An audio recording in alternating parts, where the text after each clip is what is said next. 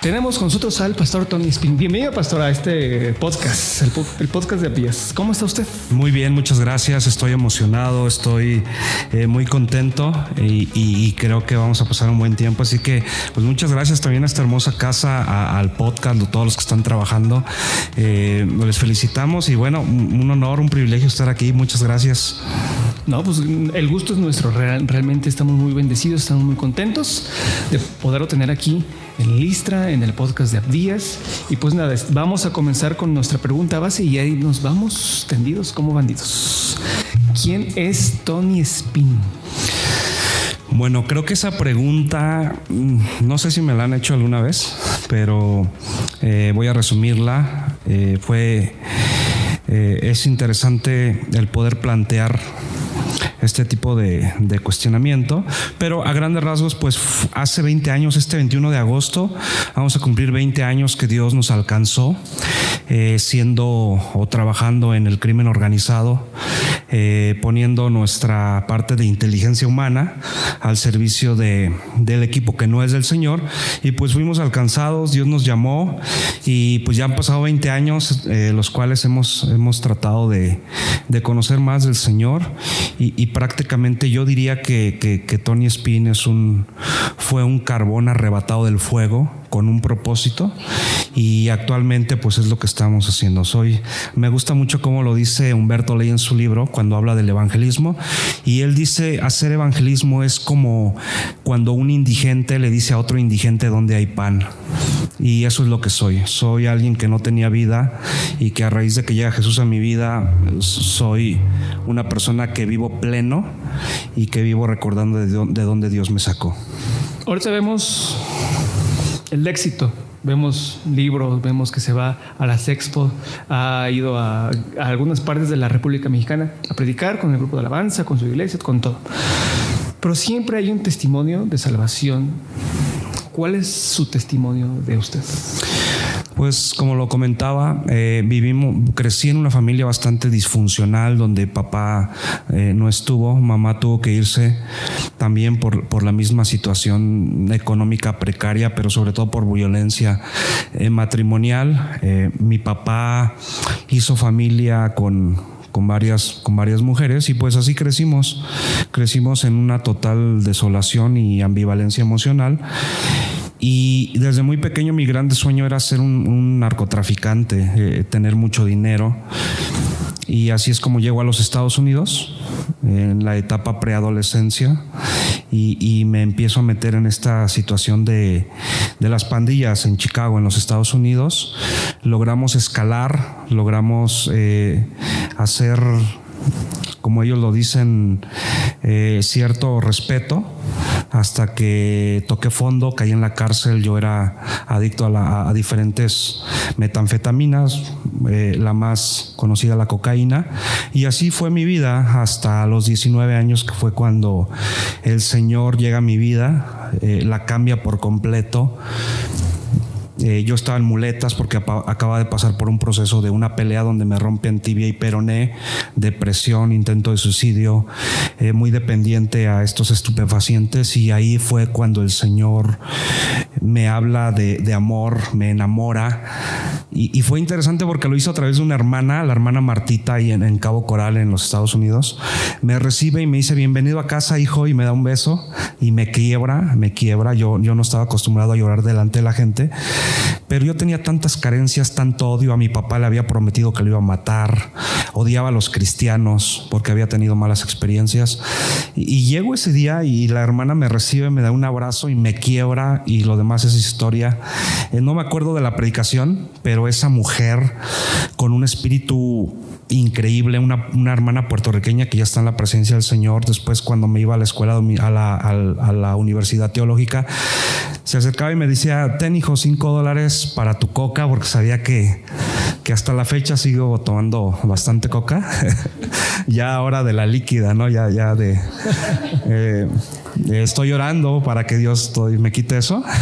Pero dicen que los que venimos de ese fondo, pues no dejamos de ser adictos, o sea, dejamos una adicción, y actualmente creo que Dios se ha convertido en esa adicción, en ese sentido de pertenencia, de identidad. Y prácticamente pues de ese momento me deportan, me quitan los papeles de americanos, llego aquí sin familia. Termino el instituto, empiezo a trabajar en una iglesia aquí en Nesa, y yo cuando llegué a Nesa yo sentí un amor increíble que hasta la fecha, de hecho en mis redes sociales dice que yo soy de Nesa, o sea, me amo Nesa, como hemos tenido oportunidad de recibir invitaciones para irnos a vivir a otro lado o a tomar ministerios en otro lado, pero me encanta Nesa y voy a estar, si Dios lo permite, aquí muchos años. Y pues ya prácticamente ese es nuestro testimonio. Dios me permitió casarme hace ya casi 7 años, tengo 2 hijos, pudimos fundar una iglesia aquí en Ciudad Neza, ya llevamos 12 años como pastores generales, y bueno, ha sido una mega bendición este trayecto. Entonces, pues prácticamente a grandes rasgos es el testimonio y la forma en que Dios nos alcanza. Es tremendo, y damos gracias a Dios por ello, porque muchas veces pensamos que las personas que tienen cierto grado de éxito o que están en cierta posición se despertaron, tuvieron ganas y de escribir un libro y vámonos. No, hay un contexto, hay muchas cosas. La parte de México y de los Estados Unidos, en los últimos años o casi siempre, hemos sido muy atacados por la narcocultura. ¿Cree que hay que erradicar la narcocultura para que los jóvenes o las personas no caigan en eso? ¿O qué se debe de hacer? Yo creo que más que poner un énfasis en una estrategia para acabar con la narcocultura, lo que deberíamos de hacer, acuérdense que la primera predicación de Jesús fue la primera declaración, la primera frase pública ministerial del Señor Jesús fue: arrepentidos porque el reino de los cielos ha llegado. O sea, estaba dando apertura no solamente al ministerio más poderoso a lo largo de toda la historia de la cronología humana, sino estaba diciendo: vamos a instaurar una cultura diferente a la que hay. En aquel tiempo no había una narcocultura como hoy, pero sí había una especie de sociedad geopolíticamente hablando muy avasalladora en la cuestión de que Roma golpeaba a los primeros ciudadanos, a los cristianos, a los celotes, a los esenios, a los saduceos, incluso fariseos y todo. Entonces Jesús hablaba de esto. Vuelvo a la raíz. Yo creo que lo importante es predicar la cultura de Jesús. Y toda esta narcocultura tiene que caer por efecto dominó. Yo predico a Cristo, yo no enfoco en qué tanto están creciendo ellos, enfoco en predicar a Cristo, y es así como las personas que están persuadidas a estar en medio de la narcocultura vienen a los pies de Cristo. Es impresionante porque las personas que vienen bajo ese contexto o con ese contexto abrazan el evangelio a tal grado que si antes se mataban por los malos, ahora pueden ir incluso a la muerte por Cristo. Y es impresionante. Ahora, Dios lo salva, lo transforma, lo cambia. ¿Y cómo es ese llamado a ser pastor? Bueno, creo que todavía de repente me llego a cuestionar si soy o no pastor después de ya unos años. Nunca escuché, o sea, sí quiero, a diferencia de otros testimonios donde he escuchado que la gente dice: sentí que Dios me llamó, se me apareció Jesús, vino un profeta y me dijo y me llamó por nombre. En mi vida nunca ha sido así, nunca he tenido este tipo de experiencia. Creo en ellas, pero nunca he escuchado la voz audible de Dios, nunca he tenido una visión como tal. Aprendí algo, que si allá fuera antes de Cristo era capaz de dar mi vida por una causa intrascendente, de portar una pistola y bajo la consigna de defender la cuadra o defender a tu amigo, perder la vida, cuando llego a Cristo, eso yo ya lo traía, ese chip yo ya traía, de dar la vida por lo que yo creía. Entonces no me fue como muy difícil escuchar de repente testimonios como el de Nicky, o el libro de Nicky Corre, Wilson Carrera, hombres que fueron los primeros testimonios que impactaron mi vida, de personas que fueron alcanzadas por Cristo.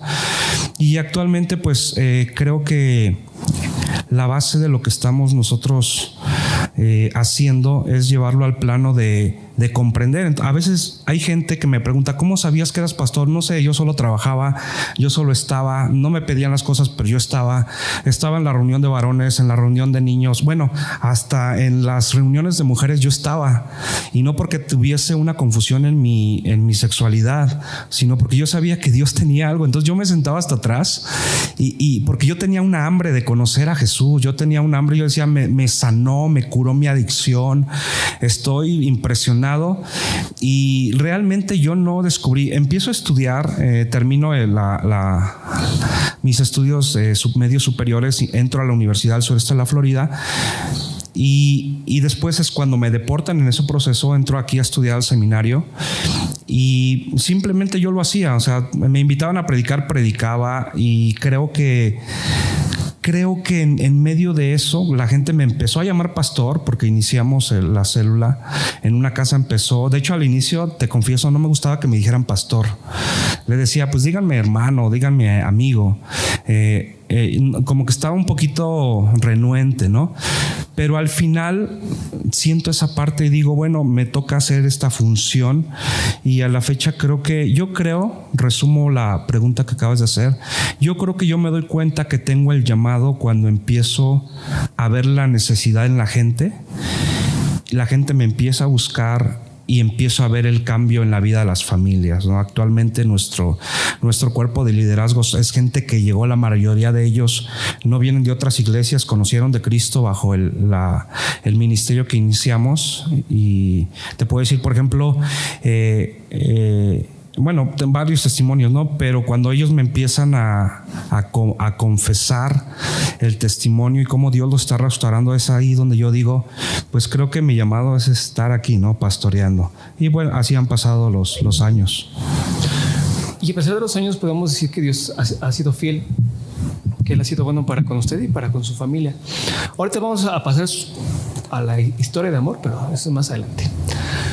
Como persona, como pastor, ¿tiene algún hábito o algo que hace de manera cotidiana que hace espiritualmente, lo fortalece o lo hace más fuerte? Bueno, tengo varios, entre ellos cada mañana que despierto, lo primero que hago es poner música, alabanza, y por las noches tomamos un tiempo, oramos con mis hijos. El más pequeño, que tiene 2 años, él ya está aprendiendo a orar. Hace unos días él hizo su primera oración reunidos como familia. Mi hija también. Entonces pues es un bonito hábito de antes de dormir, lo último que hagas sea conectarte con el Señor, sea orar. Mi hija de 4 años ora y se acuerda de los hermanos de la iglesia y de repente dice, oh, Señor, te doy las gracias por la vida de Manny, de Zulma, de Rubén, de Almita. Y entonces eso genera en ella una conexión. Obviamente son hábitos que te llevan a fortalecer, y yo creo que como familia y de manera personal eso ha sido algo que nos ha mantenido también con los pies en la tierra. Esa es una muy buena palabra. Dios nos lleva y nos puede subir a muchas cosas, pero ¿cómo mantener los pies en la tierra a estas alturas del partido? Esa es una pregunta muy interesante, y esto quiero hacerlo público porque he conocido gente que Dios la encumbra y muchas veces pierden el piso. ¿Cómo hacer para lograr esta estabilidad? Esto no está en la Biblia, esto está en el libro de Homero, un clásico griego donde habla de la ley de Ulises, en donde en este clásico griego habla de esa osadía la cual Homero habla, en donde Ulises va en el Mediterráneo y está una isla que se llama la isla de las Sirenas. Lo que proyecta es que es una idea como más en un plano sexual. Entonces Ulises dice, todos los navegantes que pasan, pues al ver a las sirenas quedan boquiabiertos y había esqueletos y mueren. Entonces Ulises, y aquí nace lo que se llama como la ley de Ulises, él dice a sus tripulantes, amárrenme y por más que les grite y los insulten, no me suelten.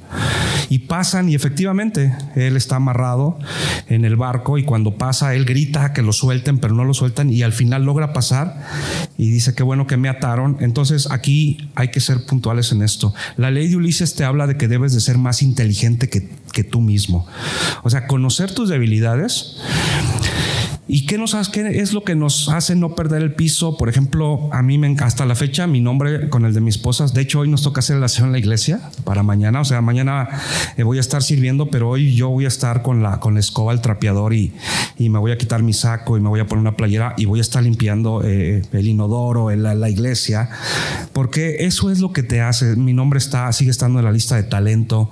Normalmente somos los primeros en hacer este tipo de actividades y, por ejemplo, con esto termino en esta respuesta. Hace poquito el año pasado nos invitaron a un congreso donde había miles de muchachos, miles de jóvenes, un congreso bastante concurrido con personalidades en donde te dan tu propio camerino, en donde llegamos y te recogen con camioneta del año en el hotel, te llevan a los mejores hoteles, te sientas a platicar con personas que tú ves encumbradas y obviamente aprendes. Creo que Dios a veces te lleva a ese punto como para darte a probar, pero después de eso, predicaba, hasta escolta te pone, ¿no? Te bajan directo al camerino, cualquier tipo de café, qué tipo de bebida. Obviamente, económicamente también te bendicen. Pero a la siguiente semana hicimos un viaje misionero a Oaxaca, en donde yo no fui a predicar, o sea, invertimos gasolina, casetas, y lo que fuimos a hacer ahí fue a lavar los baños, a barrer el lugar y a estar a lo que la gente nos dijera. Es más, yo no digo que soy pastor, o sea, yo voy, yo lo hago y no hay ningún problema. Y yo creo que eso es o sea, como yo me conozco, o sea, yo sé que necesito también ponerme hábitos en los cuales me hagan saber que yo no soy más que la gente, que Dios ha sido bueno y que todo lo que tenemos es gracias a Dios. Son hábitos que y hasta donde Dios me lo permita, yo voy a hacerlo. Cuando se trata de dar comida o que estamos vendiendo, yo me formo como todos y les he dicho a mis hijos, no me los malcríen. Ellos son hijos de pastores, pero si necesitan algo, que se formen, no por ser hijos de pastores que les den, porque a veces así también echan a perder a los hermanos, ¿no? Como o idolatrando a los pastores. Entonces es la forma en que yo he visto que eso me ayuda mucho a mantenerme en este equilibrio. ¿En algún momento su fe ha estado en crisis? Sí, totalmente. Yo creo que en muchas ocasiones es algo con lo que batallamos. Yo creo que muchos no lo dicen. A mí me gusta ser ese tipo de predicador que a veces externas áreas vulnerables de tu persona, incluso áreas débiles, porque puedes ser un ministro de Cristo, pero no dejas de ser humano, ¿no? Y en el libro Santo y Humano habla acerca de esa parte. Me ha tocado sentarme y decirle a hermanos, perdóname, me equivoqué.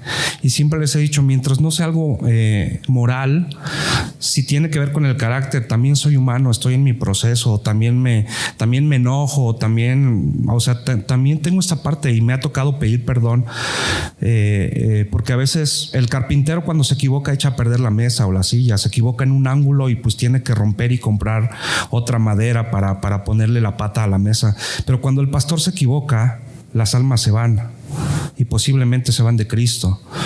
O sea, es nuestro trabajo por eso es que ser pastor es un arte. Claro.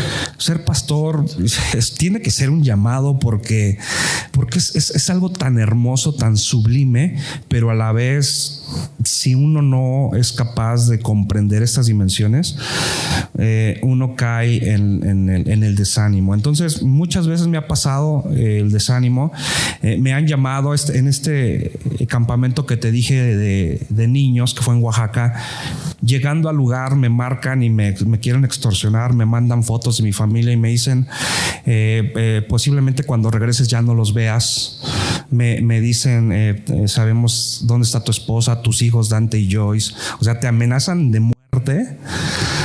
Y entonces obviamente tú dices Dios tiene que hacer algo.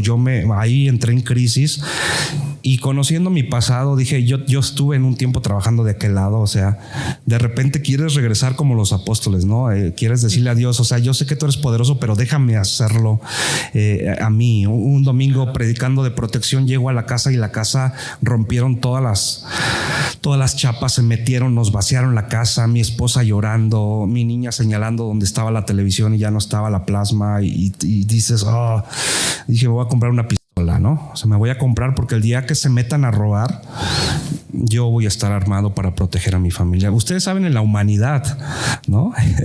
Ahorita es fácil contarlo, pero en serio, yo busqué, yo coticé pistolas, le llamé a mi pastor y le dije, pastor, me voy a comprar una pistola. Dice, te espero en el Starbucks. Bueno, y a veces lo que uno necesita es externarlo. Él me dijo, tú no necesitas una pistola, necesitas más del Espíritu. Oró por mí, me abrazó, me besó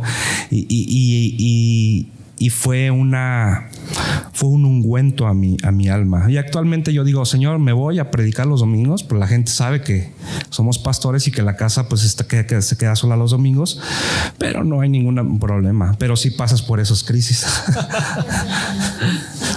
¿Cuál cree que sea la medicina para las crisis de fe?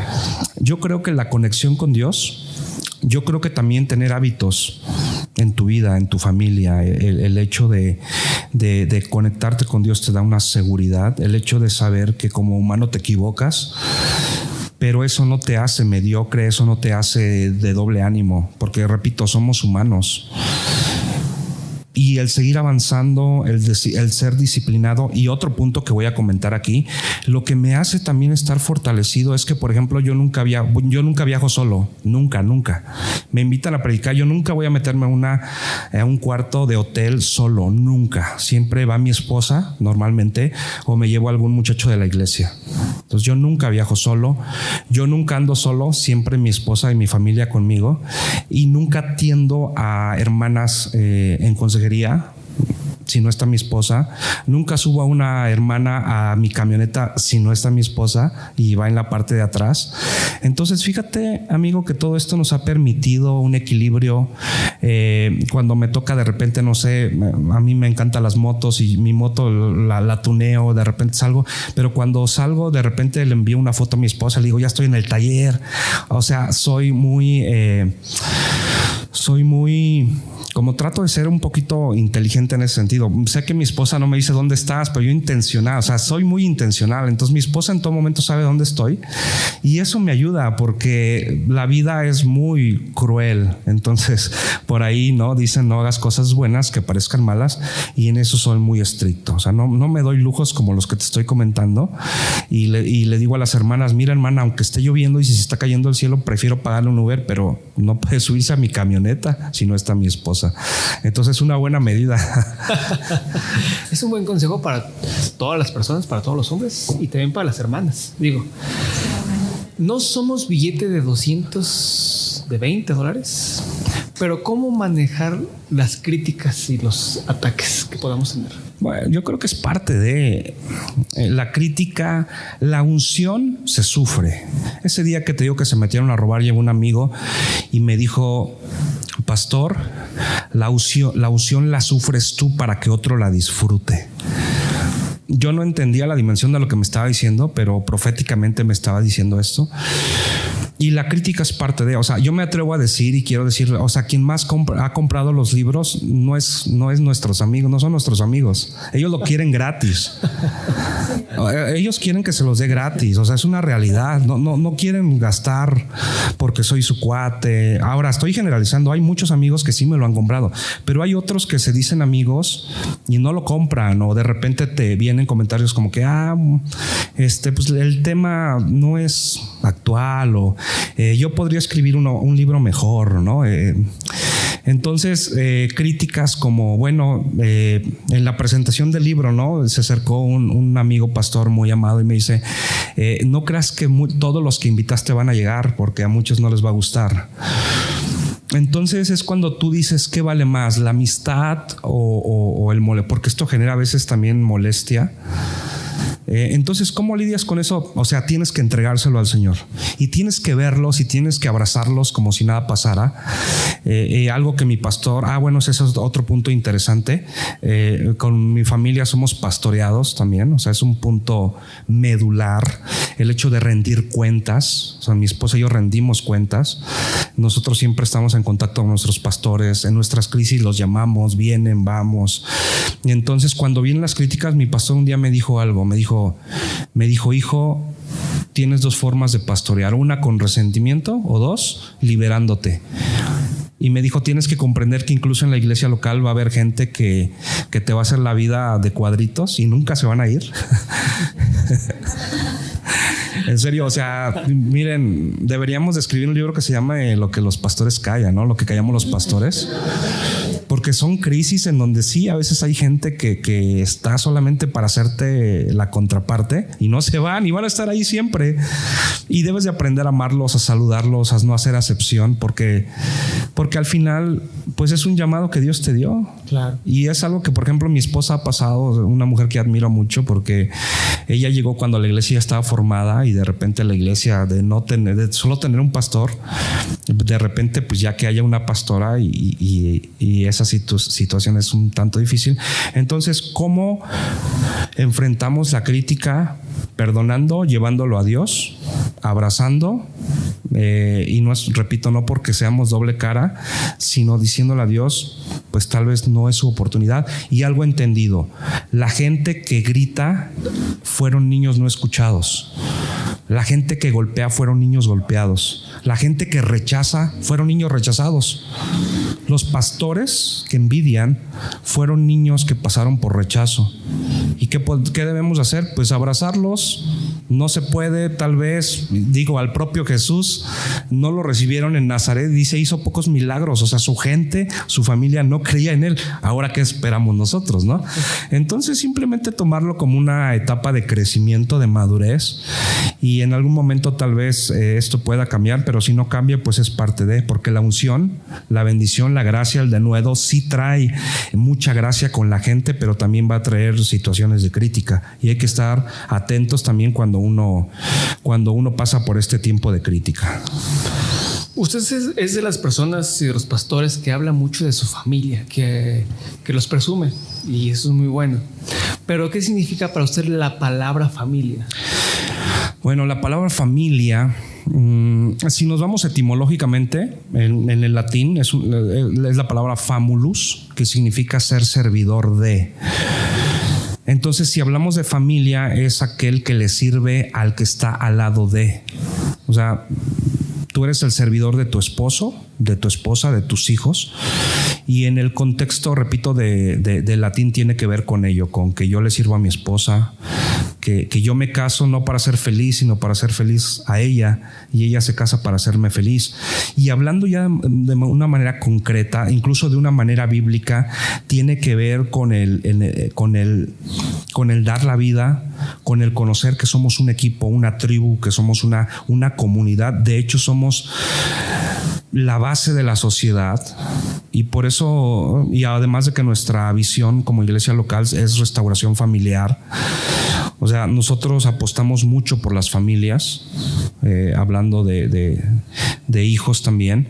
Y entonces, para mí la familia es el vínculo social que fue instituido por Dios más importante, porque en la familia conocemos el apego de la paternidad, conocemos la maternidad, conocemos la virtud de poder ser hijos, y ahí es donde crecen los sueños, ahí es donde empiezan los grandes proyectos. De hecho, voy a hacer esta declaración: los más grandes proyectos que yo he tenido no han salido de mí, han salido de mi esposa.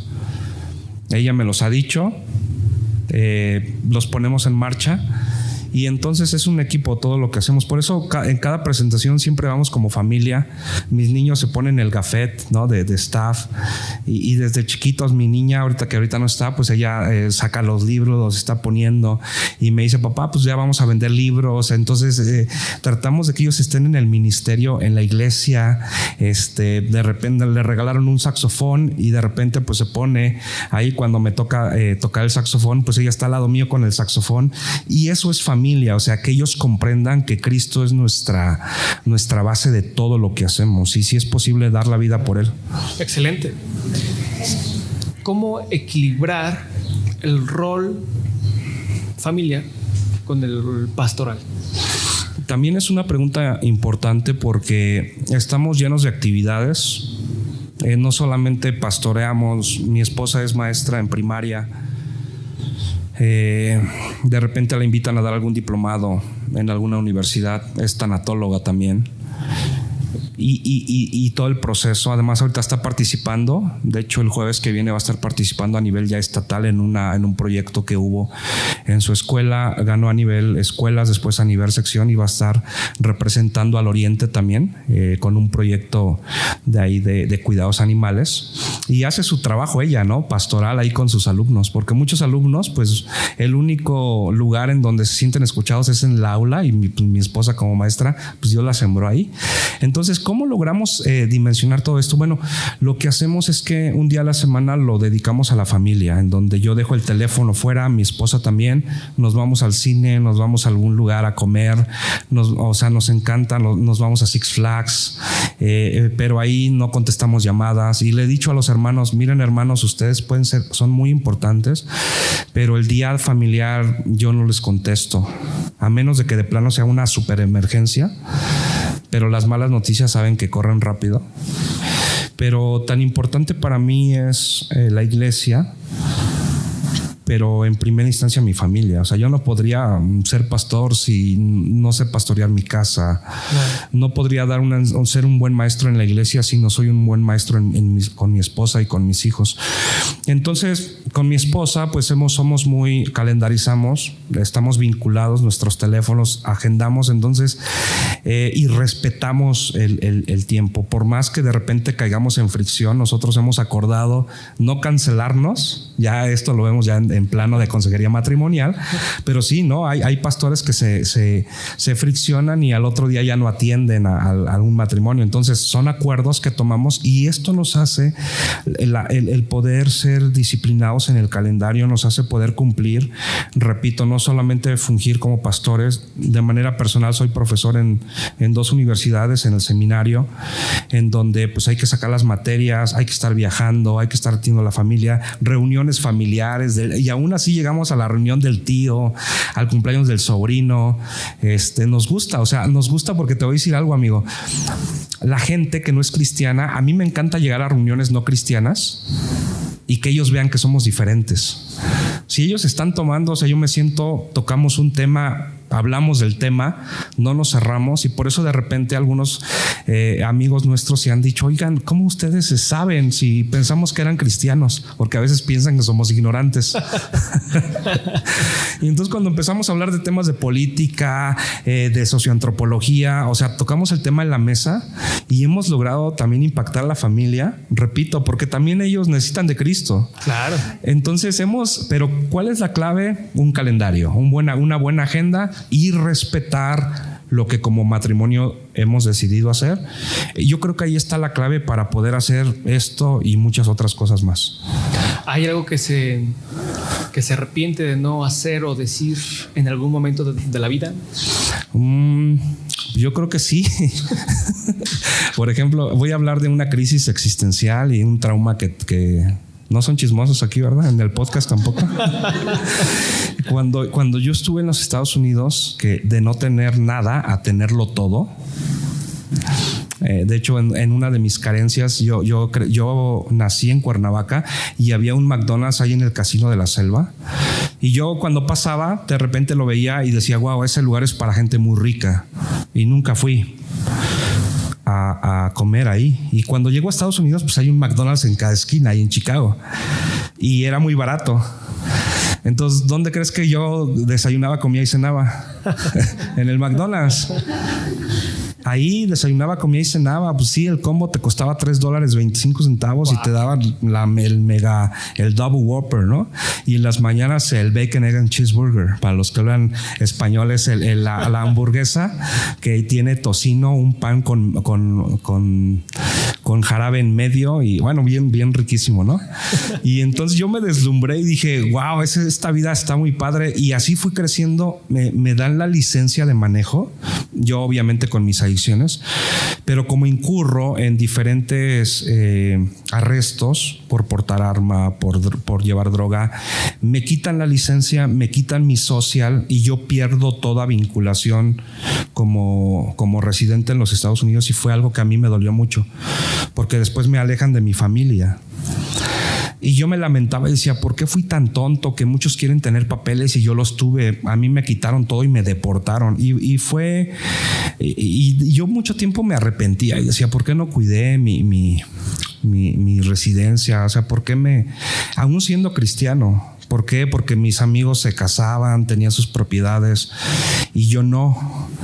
Claro. Entonces, a la fecha yo ya ahorita lo entiendo y digo, bueno, pues tal vez si no me hubieran corrido ahorita no hubiera conocido de Cristo y no hubiera logrado. Yo llegué aquí sin familia, sin un tabique, y actualmente Dios no solamente me dio una hermosa esposa, unos hijos, una iglesia, una casa propia, un auto propio. O sea, me ha dado tanto que es ahí cuando yo digo, para nada puedo rechazar tan enorme misericordia, y por eso me acuerdo de dónde Dios me sacó. De repente yo tengo un álbum en mi celular donde veo las fotos donde era como yo antes estaba, y a veces las veo para recordarme de dónde Dios me sacó.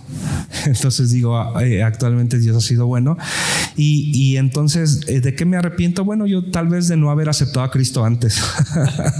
Me hubiera evitado tantos problemas, pero por algo pasó y aquí estamos. Totalmente, damos gracias a Dios por ello. Muchas personas dicen o hablan sobre el sueño americano. ¿Cree que hay o exista el sueño mexicano? Sí, totalmente. De hecho, mi experiencia de haber vivido más de 10 años en los Estados Unidos era, no quiero regresar a vivir a México. México es un lugar de pobreza. A veces fíjate que la gente que vive allá demerita, aunque vivan en una jaula de oro, porque la gente normalmente allá tiene 2, 3 trabajos. Vive, sí, con lujos, pero esos lujos no son de ellos, los está pagando. O sea, tienen su casa bien hermosa, pero la casa la van a pagar en 40 años. Bueno, no van a acabar de pagarla y se van a morir muchos de ellos y no van a disfrutar. En Chicago, por ejemplo, donde viví algunos años, a las 5 de la tarde en invierno ya está oscuro. Entonces sales de tu casa oscuro y cuando regresas ya está oscuro y no disfrutas. Entonces, México es un país muy, muy próspero. Aquí realmente el que no come es porque es un flojo. Yo te lo comento porque en mi tiempo de estancia en el seminario yo me salía a vender paletas. O sea, yo las compraba en el Metro Candelaria y me iba vendiendo paletas. Y la gente me compraba, me las acababa de volada y ya tenía para comer. En aquel tiempo me compraba no sé si puedo decir marcas. Adelante. Me compraba una Red Cola de 4 pesos y una Maruchan de 4 pesos o 5, y con 10 pesos comía. Y una Valentina, ¿no? Que medio bote era Valentina. Y entonces, pero realmente México es un país bien rico, bien. O sea, yo a la fecha, cuando algún hermano me dice, pastor, me quiero ir a Estados Unidos, yo le digo, ¿qué rayos vas para allá? Si quieres dejar a tu familia, quieres perder a tu familia, adelante, pero México es un país de ensueño. México es un país rico. En México hay libertad de expresión. En México hay oportunidad. En México hay oportunidad para poder seguir creciendo educativamente, laboralmente. Entonces, somos bien bendecidos. Yo le doy gracias a Dios por ser cristiano, pero también, o sea, yo amo a mi país. Me han invitado mucho a predicar a Estados Unidos y no he movido nada. No sé si porque todavía tengo ahí alguna enfermedad neuronal, ¿no? O como decía un amigo, malditas drogas. Yo no quiero regresar a Estados Unidos. No sé si porque me trae malos recuerdos, pero no he movido nada. Y yo digo, en México soy feliz, me encanta, y claro que incluso creo que el sueño mexicano es mayor que el sueño americano, porque estás en familia, disfrutas el día, hablan tu idioma, disfruta la cultura. No hablemos de la comida, que puedes ir a cualquier estado y la comida es riquísima. Entonces, no hay nada como México. Hablando un poco sobre la parte de los recuerdos, buenos o malos, ¿cómo fue estar en una cárcel americana? Bueno, Es complejo porque hablan otro idioma, obviamente. Y tú tienes que estar con tu... Tú puedes pertenecer a una pandilla, pero cuando entras a este tipo de lugares, ya la pandilla ya no importa, ahí vas con tu raza. Creo que el poco tiempo que yo estuve en sí me tocó ver la parte obviamente emocionalmente difícil, pero hasta cierto punto también hay en mi tiempo había como que mucho apoyo en el hecho de tener un consejero, de tener un mentor, de que pues estás muy chavo y todavía puedes regenerarte. Y en el proceso, el mucho diálogo que también hay con la autoridad, pues te permite. Yo creo que al final no deja de ser cárcel, pero aprendes, ¿no? Aprendes a crecer en carácter o te hundes totalmente. O sea, tengo muchos amigos que entraron y a la fecha están ahí todavía. Muchos de ellos ya murieron. Pero a diferencia, por ejemplo, porque cuando hace un tiempo estuvimos haciendo trabajo evangelístico en Bordo, en Santa Marta, Catitla, en el área de las personas que tienen VIH, y el Bordo me lo sé de memoria. O sea, me sé el B, la sección C, Zika, 124, alta peligrosidad, porque por 5 años estuve entrando al Bordo a predicar y pues me conocí. Yo entraba, en algún momento ya entraba como si fuera mi casa. Conocí a Rafa Díaz, que fue la causa de Daniel Arismendis. No, estás muy chavo, pero el Mocha Orejas y era de aquí, ¿no? De Nesa. Pudimos evangelizar a Rafa Díaz, a Tomás Gallardo, que eran parte del séquito. Ellos se convirtieron en nuestro trabajo que hicimos ahí en Bordo. El hermano Martín también, o sea, cuates que entraron. Y yo sí, las cárceles aquí sí son bastante fuertes. Es otro mundo, es como si fueras otro planeta. Entonces, el predicar en COC, por ejemplo, que es la zona de clasificación y orientación, donde me tocó estar predicando y que te estuvieran orinando, porque realmente tienen el altar a la muerte, el altar a Satanás, y te odian y te hacen firmar. En algún momento yo dije, ¿por qué no entran a 124, que es el área de alta peligrosidad? Y nos decían, es que ahí matan a los cristianos. Y yo le decía, pues yo quiero entrar. Pero ¿estás consciente? Te pueden matar. Yo ya estaba muerto. O sea, ¿qué puedo perder si cuando Cristo llegó a mi vida yo estaba muerto, Él me dio vida? ¿Por qué no darla por Él? Claro. Y bueno, testimonios impresionantes, como el de Ramiro, que era seguidor de la muerte. Cuando entro se me impone, se me pone enfrente. Yo pensé que me iba a golpear y cae llorando. Y me dice, te estaba escuchando los miércoles que vienes y quiero aceptar a Cristo. Y actualmente es uno de los pastores ahí, hermano Ramiro. Entonces, como que me conectaba, porque cuando empezaba a hablar, o sea, yo les decía, yo sé de lo que es estar así, pero Cristo es la solución. Entonces los hermanos se conectaban conmigo y teníamos tiempos muy hermosos. Para mí fueron tiempos muy, muy increíbles. Y sí hay una gran diferencia entre una prisión americana y una prisión mexicana abismal. Repito, no deja de ser prisión, pero al final el evangelio también está ahí, y más fuerte de lo que pensamos. Yo la verdad pienso que vamos a encontrar sorpresas en el cielo, porque va a haber personas que conocimos de la vida mala que van a estar allí en el cielo. Hablando de sorpresas, cuéntenos un poco sobre su historia de amor.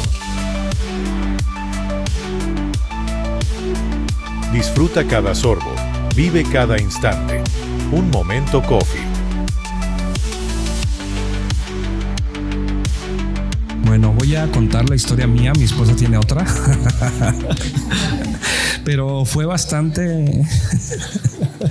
fue muy constante, ella muy disciplinada, y pues al final logró conquistarme, ¿no? Entonces, yo era profesor en un colegio que de hecho tu hermana estudió en ese colegio, wow. En María Curie. Yo era profesor de inglés. Cuando vengo de los Estados Unidos, termino el instituto y me certifico, porque yo venía con el idioma. Entonces, en ese tiempo el gobierno aventó un proyecto de, bueno, si vienes de Estados Unidos y sabes inglés, certifícate, me certifico. Ya venía con esta cuestión de disciplina del seminario, de retomar materias de gramática y todo el rollo. Entonces, algunos libros que no estaban en español. Muchas gracias, hermana. Yo los leía en inglés y entonces dije, pues me certifico, entro a ser profesor ahí de secundaria. Y después mi esposa llega, ella termina la carrera y entra a la escuela. Y ahí, de hecho, fue un flechazo porque nos vimos en un consejo técnico después y yo voy llegando a la escuela y ella está adornando su salón y mi salón, ese día yo estaba en el frente y nos vemos y la verdad es que me gustó mucho, ¿no? Yo dije, está bien bonita. Y ella me vio y digo, ella necesitaría contar su historia, pero me vio, pues en aquel tiempo era muy disciplinado también, gimnasio, no comía cualquier cosa. Estaba, pues ella me vio y dijo, está bonito, está guapo, ¿no? Está fuerte y todo. Pero no, ella no sabía que yo era cristiano, mucho menos pastor, yo ya era pastor. Y en la semana le mando un mensaje, maestra, bienvenida al colegio, ya sabe, ¿no? Así todo el perfil diplomático, lo que necesite, estamos a la orden. Y total que pues empezamos a platicar y así llevamos una amistad en redes. Yo no me le acercaba. Yo siempre he sido como muy cuidadoso, porque aparte los directores eran pastores. Y ahí, entonces yo siempre había cuidado mi testimonio. O sea, yo nunca me sentaba a platicar con las maestras. O sea, terminaba mi hora y me iba. O sea, no me gustaba como que me enredaran en chismes. Claro. Por el testimonio, ¿no? Con los maestros y porque aparte yo estaba evangelizando a los maestros de ahí. Entonces yo sentía con una carga. Pero ya con ella, con mi esposa, ya así como que de repente ya en la plática de amigos, de hecho ella me hablaba de tú, ¿no? Me decía, ¿hoy qué vas a hacer? No, pues hoy voy a estar en la iglesia. Ya después se enteró que era cristiano. Pues hoy voy a predicar. Y tú, no, pues voy a estar en una reunión de discipulado. ¿Y ahora qué vas a hacer? Pues voy a predicar. Y ya me dice, oye, como que tú eres el que le ayudas al pastor. Y le dije, ya es que yo soy el pastor. Y me dice, ay, perdón, no sabía, perdóneme. O sea, ya me empezó a hablar de usted. Me dice, pues perdóneme, no sabía que era. Muchas gracias, hermana. Y bueno, total, llevamos una amistad de 2 años, hasta que de plano ya un día se acerca y me dice, no, pues me invitó un amigo a un concierto, pagó 1,800 creo. Me invitó a Bellas Artes. Músico, ¿no?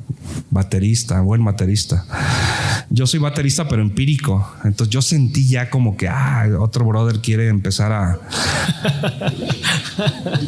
a visualizar la tierra prometida y gracias. Los gigantes. Yo empecé metafóricamente a imaginarme a la descendencia de acá, los filisteos, y dije, estos cuadros, o sea, qué estrategia. Entonces yo le digo, bueno, pues nada más te digo que pues él no sería el único que estaría dispuesto a pagar 1,800 por un boleto, ¿no? Y yo como que dije, pues tengo que hacer algo porque si no, pues, se la va a llevar el cuate, ¿no? Y además era ingeniero y ganaba bien y yo en ese tiempo no tenía ni carro, no tenía nada más que para mis pasajes de casa a la escuela y de regreso. Y ahí son a veces las crisis donde tú te achicas, ¿no?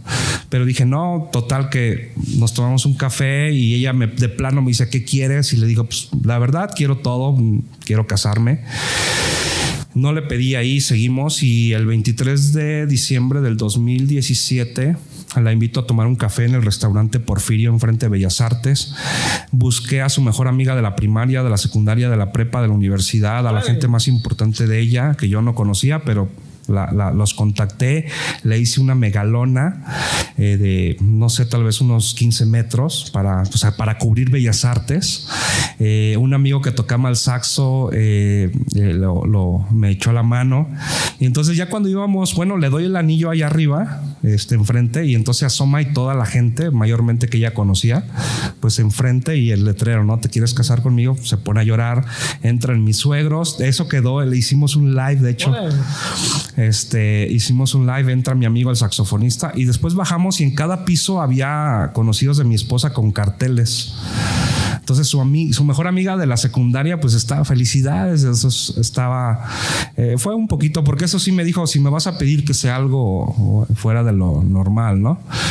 Y bueno, ahí fue, y no, de amigos yo le pedí que se casara conmigo. Y en julio ya nos estábamos casando, o sea, 6 meses después nos casamos. Entonces pasamos de una amistad larga, un noviazgo corto y ahorita un matrimonio, pues esperemos que llegara viejitos. No, sí, todos esperamos que sí. Todos los que estamos aquí decimos amén. ¿Verdad que sí? ¿Cuál es el secreto para tener una buena amistad con esa persona especial? Voy a decir algo que posiblemente nunca hayan escuchado, pero lo voy a decir: saber cómo pelear. O sea, no te cases con la persona que más amas, porque tarde o temprano el amor se diluye, ¿no? O sea, deja de ser amor y pasa a ser muchas veces una costumbre. Pero si sabes pelear con esa persona, y hablo en el sentido correcto de pelear, porque pelear tiene que ver con llegar a un acuerdo. Porque imagínate, se casa una muchacha que toda su vida pasó en la iglesia, creció en la iglesia, de casa, que no supo lo que era una discoteca, con un cuate que luego hacíamos cuentas y decimos, no inventes, pues cuando tú ibas en la primaria yo ya estaba en la cárcel, por ejemplo, ¿no? O sea, se casa con un cuate que creció en la calle, que creció golpeándose con medio mundo. Claro.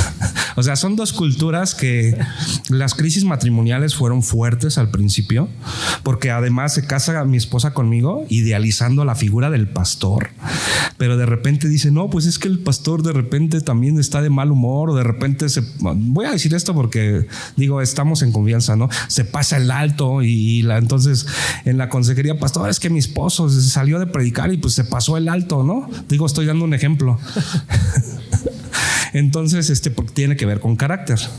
Entonces, estoy externando esto. Con esto no quiero quemar a los pastores, pero somos humanos y tal vez uno no se pasa al alto, pero tal vez va a decir tal vez algo que alguna palabra ofensiva a la esposa o no sé, X, ¿no? Entonces fue difícil. Entonces el secreto está en hablar mucho, comunicarnos. A mi esposa y yo hablamos todas las noches, qué plan hay para mañana, cómo le vamos a hacer, saber dialogar, saber acordar, tener un proyecto de vida. O sea, por ejemplo, vamos a invertir en la casa, pero pensando en que, no pensando, porque hay gente que atendemos y dice, pastor, pues yo gano mi sueldo y mi esposa y cada uno paga la mitad de renta. Yo digo, ya están firmando la primera hoja del divorcio. O sea, están peleando cada quien por lo suyo. O sea, no tienen un proyecto de vida, de decir, lo que edifiquemos es para toda la vida. Eso nos ayuda mucho, el platicar, el ser transparentes, el que ella conozca lo peor de mí, aún así decidió quedarse conmigo. Eso me alivia mucho, porque gente puede venir de mi pasado y decirle, ¿sabías que él hizo esto? Pero yo ya se lo conté. Claro. O sea, ella no va a escuchar nada que no se la haya contado yo. Entonces la comunicación y el saber cómo lidiar, yo creo que es el secreto, ¿no? Y por eso, por ejemplo, como iglesia, de hecho, tenemos un curso de matrimonios. Cada año lo hacemos, llevamos gente, ha llegado gente y hay testimonios increíbles de gente que ese día se iba a dejar y que ya habían hecho sus maletas, van al curso y actualmente están conociendo de Cristo con nosotros, sirviendo, pero porque tenemos yo creo, Abdías, que como yo nunca tuve una familia, ahorita estoy conociendo lo que es el modelo familiar, repito, con el pastorado que recibimos, con lo que la Biblia nos habla, pero también con la realidad de la gente a la que servimos. Porque la gente viene rota a las iglesias. Claro. Y uno tiene que estructurar un sistema de restauración basado en la confianza, en la realidad, y en que conozcan. Y les hemos dicho, nos vamos a equivocar nosotros también, pero también nos van a tener que perdonar como sus pastores. Entonces, en esa dinámica, la clave está en ser claro, ser transparente, hablar mucho y saber cómo enfrentar los problemas. ¿Por qué cree que algunas personas, cuando quieren estar de pareja con alguien más, idealizan a esa persona, o sea, al ingeniero, al músico, entrando al tema cristiano, al pastor, al líder? ¿Por qué cree usted que los idealizan tanto? Yo creo que porque hemos vendido, lo voy a hablar ideológicamente, eso se llama un metarrelato. el hecho de decir, es cristiano, pues no peca.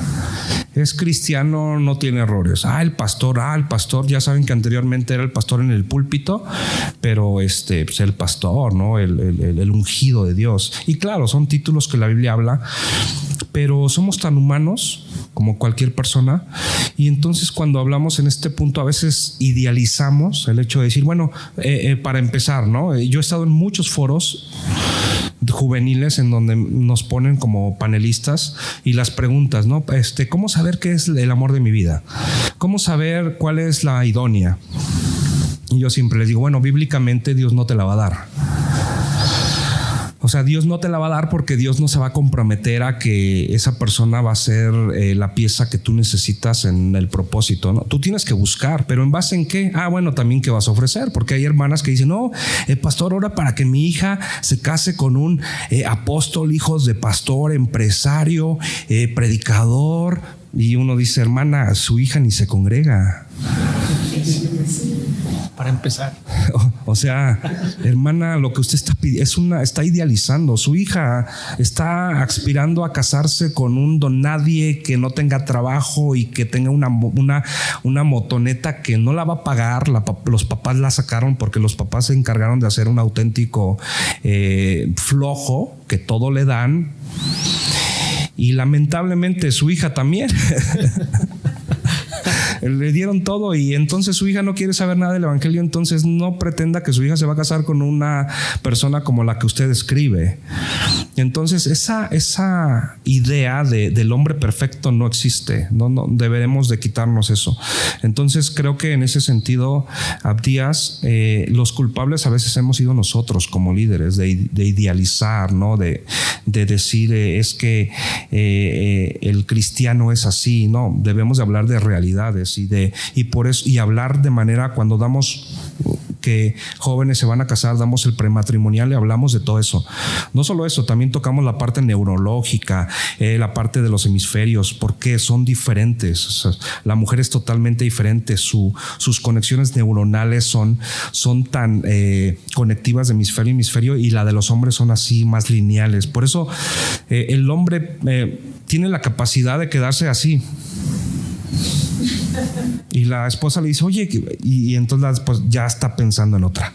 No, nosotros, nuestro sistema neuronal está reseteándose. Somos una Windows 93. ¿Se acuerdan cuando la prendía? Y en media hora prendía. Las mujeres traen un Windows Vista súper con un dispositivo mega rápido. Entonces, eso hay que platicarlo. O sea, sí conocemos de Biblia, sí predicamos de Cristo, pero debemos de hablar de esta realidad para que en la primer discusión que haya en el matrimonio decir, no se preocupen, es normal. O sea, es que pastor, es que se molestó porque agarré la pasta de dientes. Claro, nosotros somos cavernícolas, agarramos la pasta de dientes y ellas van así, ¿no? Entonces, obviamente, oye, pastor, es que usa el sanitario, pero no le atina, ¿no? Entonces, eso crea crisis, porque a mí me enseñaron a ser muy pulcra. Entonces, este cuate es un animal, nos dicen las hermanas. Idealiza, ¿no? Y es pastor el cuate, no es líder. Es que pensé que era un líder y pensé que las alas y la aureola. No, te casaste con una persona imperfecta. Y además el 70% de los mexicanos crecimos con orfandad paterna. Wow. O sea, no nos enseñaron a ser hombres, no nos enseñaron, incluso voy a decir esto, perdón que ya me alargué la respuesta, incluso en cómo abrazas a una mujer. O sea, yo como pastor tengo que enseñarle a mis muchachos que a las hermanas no se abraza de frente, uno se tiene porque ellas físicamente son diferentes. Entonces hay que abrazarlas, pero hay que tener cierto, para no tener contacto. No sé si me explico, pero uno tiene que saber cómo trata a las hermanas, o sea, cómo poder ser un varón. Y entonces nuestros se casan, repito, y por eso de repente tratan a la esposa como si fuera su compa, ¿no?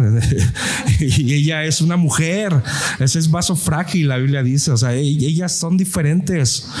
Entonces, como no, yo me caso y yo decía, ¿cómo me gusta sentirme amado? Pues dame de comer, pues, llévame a los tacos, ¿no?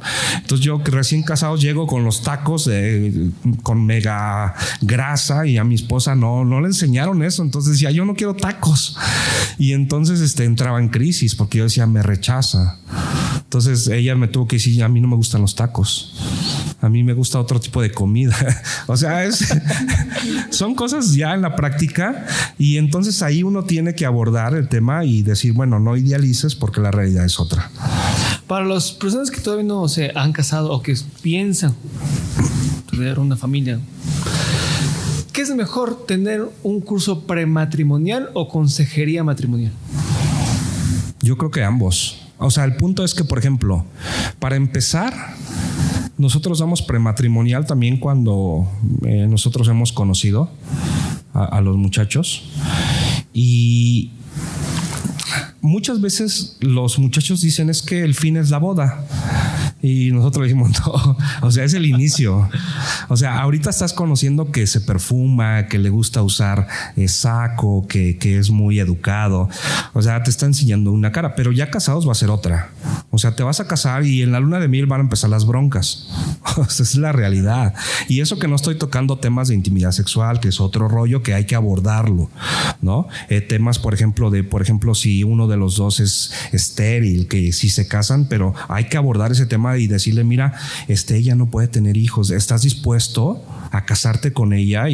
Pero porque a veces se casan y no saben y después se divorcian porque dicen, es que no puede, ya sabía así. Entonces lo importante es, yo creo que los dos son importantes, pero las crisis más fuertes las va a tener ya en el matrimonio, y ahí es donde la consejería matrimonial, o sea, nosotros el año pasado, como ¿cuántos jóvenes nuestros se casaron? O sea, como 4 o tal vez más el año pasado de nuestros muchachos, o sea, que se casaron de internamente. Ahí conocieron a su novia y me tocó oficiar. Llegaron muchos de ellos jovencitos, 15, 16 años. Ahorita ya la mayoría de nuestros chavos son profesionistas, ingenieros, médicos, y nos tocó esta parte y hemos estado. Entonces dijimos, se casan, pero y de hecho son parte de nuestro liderazgo. O sea, nuestro liderazgo está conformado por ellos. Y empezamos a atenderlos. O sea, nosotros dijimos, ya se casaron, pues hay que llevarles una secuencia de consejería, y gracias a Dios no se han divorciado. No, eso es buenísimo y esperamos que puedan continuar así. Eso es en cuanto a los solteros que se casaron, y en los recasados que tuvieron varios matrimonios, como los artistas. También hay que darles esa consejería matrimonial. Depende, artistas con H o sin H. No, es una buena pregunta, porque fíjate que a veces es una crisis, pero hay que recordar que en Cristo somos criaturas nuevas. Porque sí llegan hermanos que pues ya traen 2, 3 matrimonios, 2, 3 fracasos, y muchas veces algunos me han dicho, pastor, pero es que pensé que yo ya no podría realizarme como padre, como familia, como esposo. Pero en Cristo hay una nueva oportunidad. Tú pudiste haber hecho muchas cosas, pero en Cristo hay una oportunidad de conocerlo, de restaurar tu relación, de rehacer tu vida. Y obviamente también es un tema que tocamos en nuestro curso de matrimonios, porque hablamos de las familias que ya vienen de un matrimonio pasado. Tiene que ver algo, todo esto con una cimentación bíblica, pero es importante también, porque a veces estas crisis vienen a mermar, a golpear, por ejemplo, las comparaciones, ¿no? Bueno, es que mi ex esposo se levantaba temprano y tú no. Eso lo vas a matar. O sea, el cuate se va a levantar y no va a querer verte, y por eso llega tarde, o por eso se queda en la esquina tomando con los amigos, porque no le gusta estar por lo que tú le dices. Y el otro, no, es que tú no haces las enchiladas como las hacía mi. O sea, no le digas eso, la estás matando. Entonces, uno que hay que reeducar. Por eso como pastores debemos de estar bien actualizados en términos de que de estar tomando diplomados de psicología terapéutica, obviamente aplicada con la Biblia, porque es lo que estamos viviendo. Entonces, pastorear no solo es predicar, pastorear es no oler a oveja, es apestar a oveja, estar con tu gente, cuidarla, comer con ellos en su comedor, o sea, conocerlos, porque te va a contestar con ellos cuando gradúe el hijo de la universidad, pero también cuando esté un funeral de ellos o cuando estén en crisis. Y yo creo que es lo más hermoso, ¿no? La palabra pastor, que en el griego es la palabra poimen, que es la palabra, después de padre, es la palabra más sublime. Pastor. O sea, es quien te cuida y quien va a dar la vida por ti. Claro. Porque acuérdense que Lucas dice, dejó 99 por una. No tiene sentido matemáticamente, pero cuando tú eres ese uno, o sea, por eso la gente cuando te conoce, o sea, dice, se identifica y te lo digo, hay gente que yo pastoreo que yo sé que daría la vida por mí. Wow. ¿No? Porque hemos hecho una conexión, ¿no? Porque nos hemos entrelazado en Cristo. Entonces eso es algo bien hermoso en el ministerio. ¿Usted cómo se cuida emocionalmente? Esta es una pregunta también bastante importante, porque aquí hablamos de que la mente es el campo de batalla. Las luchas no las pierdes en la práctica. El que cometió adulterio no cometió adulterio el día que invitó a la persona a salir. Él perdió aquí. La batalla la perdió aquí. Los psicólogos, por ejemplo, mi profesora, la hermana Olivia Corral, que es una autoridad en el campo psicológico, ella dice, todo comienza en un pensamiento, después es una acción, después es un hábito, lo que traza tu conducta y finalmente proyecta un destino. Para bien o para mal. La batalla tú la ganas y la pierdes en la mente. Dice Joyce Meyer también en su libro, La mente como campo de batalla. Lo que tú le metas a la mente es lo que vas a hacer. O sea, en pocas palabras, tú eres lo que ves, lo que escuchas, lo que tocas, con quién te juntas. Dice un predicador, ¿quieres saber cómo vas a estar en 5 años? ¿Quiénes son tus 5 mejores amigos? ¿Cómo me cuido emocionalmente? Pues con lo que veo. Yo no veo porquerías. Yo casi no veo series, por ejemplo.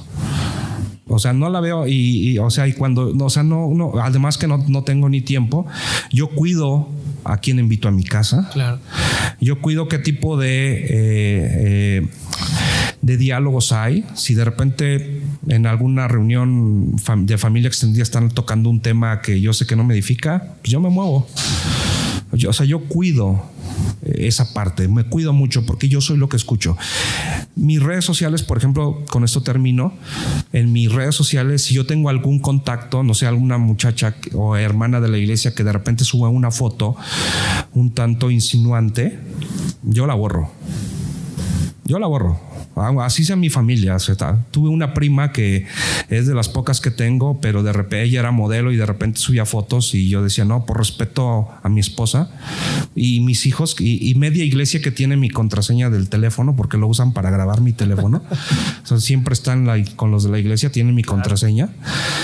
Es una forma de cuidarme, ¿no? Porque yo digo, bueno, mi teléfono es testimonio y entonces yo cuido mucho eso, a quién agrego, qué páginas consulto. Entonces mi teléfono incluso está conectado con mi esposa puede ver las páginas que yo navego. Mi pastor tiene mis contraseñas de mis redes y media iglesia también. Entonces, o sea, yo tengo por ejemplo, ahorita mi teléfono lo tiene mi esposa. Claro. O sea, yo le dije, te lo dejo para que me tomes una foto.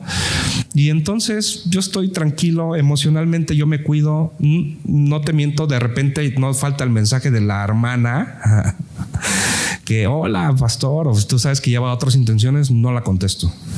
¿No? Soy hermana con la pastora.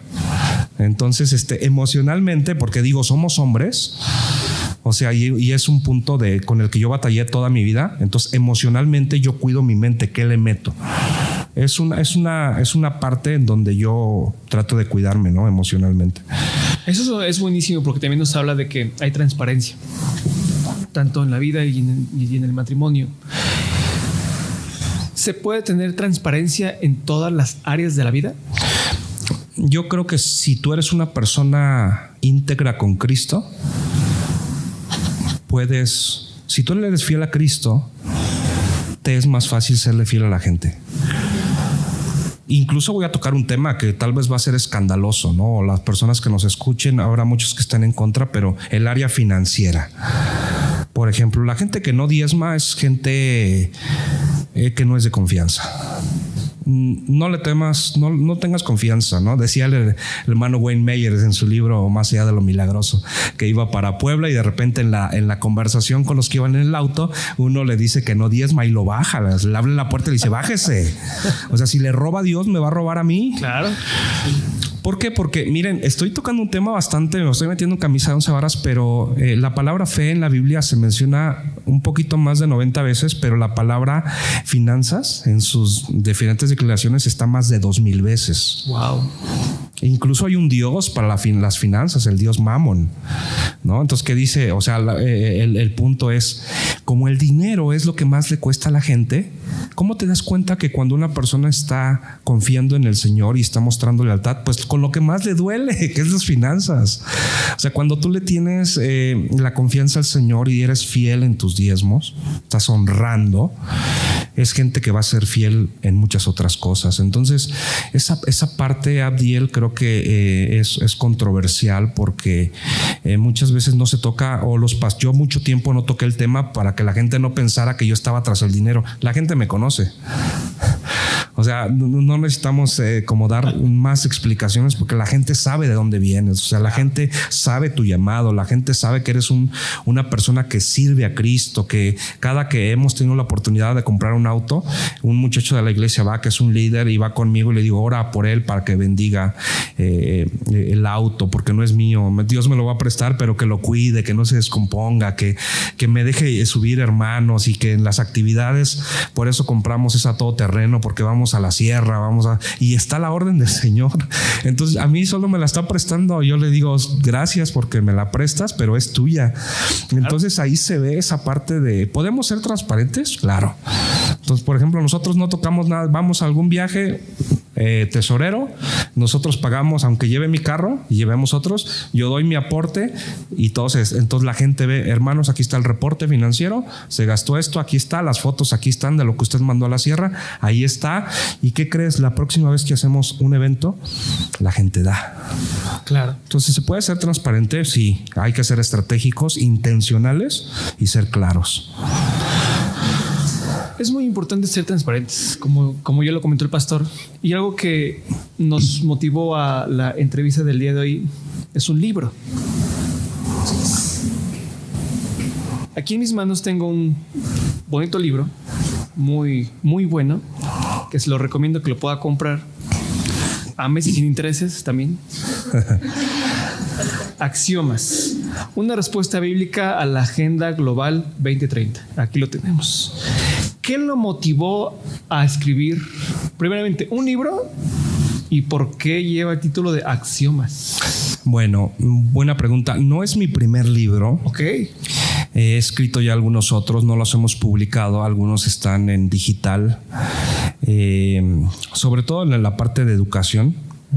Hay por ahí en redes, bueno, en la web hay uno que se llama Hermenéutica, que se está utilizando incluso en seminarios como el de Buenos Aires. No lo hemos publicado como tal con todo el rigor editorial. Este sí es el primer libro que se publica ya con todo el rigor editorial, con todo, con ISBN, o sea, con toda la seriedad que amerita, con una editorial también reconocida. Y entonces, ¿qué fue lo que nos llevó? Bueno, la palabra axioma, un axioma es una verdad irrefutable, una verdad infranqueable, es un absoluto. Y si algo tenemos nosotros en la Biblia, es un libro que está lleno de verdades absolutas, que no cambian. Que no cambian. La vida cambia. Los tiempos, las culturas, los gobiernos, los países, la gente, la cultura y todo. Pero acuérdense que el texto dice, todo pasa. Imperios, todo. Pero mi palabra no pasa. ¿Por qué cree que no hay cristianos que que alcen la voz o que se queden quietos. ¿Tiene que ver mucho la doctrina que profesan? Yo creo que más la doctrina es la cultura, porque como país no leemos, o más bien voy a decir lo que dijo el último reporte de la Universidad Iberoamericana en México, que dice que un mexicano promedio lee 5 horas al día. Pero ¿saben lo que es el mexicano? Es lo que está aquí en redes, porque para enterarte del chisme de que el Nodal ya se casó y que quién sabe, pues tienes que leerlo.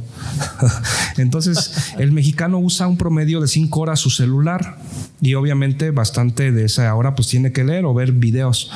Entonces yo creo que más que la doctrina es la cultura, la ignorancia que a veces uno tiene de tocar estos temas, porque he estado en muchas iglesias, prácticamente estamos a la semana en 1, 2 o 3 lugares diferentes o ciudades presentando el libro, y a veces hay personas que no saben.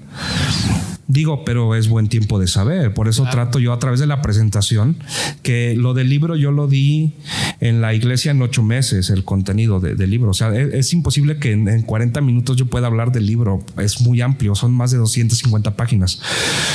Entonces yo creo, Abdías, que ahí tiene que ver mucho el que como líderes sí proyectemos y digamos, vamos a prepararnos, vamos a las universidades, muchachos, prepárate, ocupa el primer lugar, sé un cristiano, o sea, sé un cristiano en tu escuela, en tu universidad, pero que la gente diga, no inventes, ¿qué tipo de estudiante es?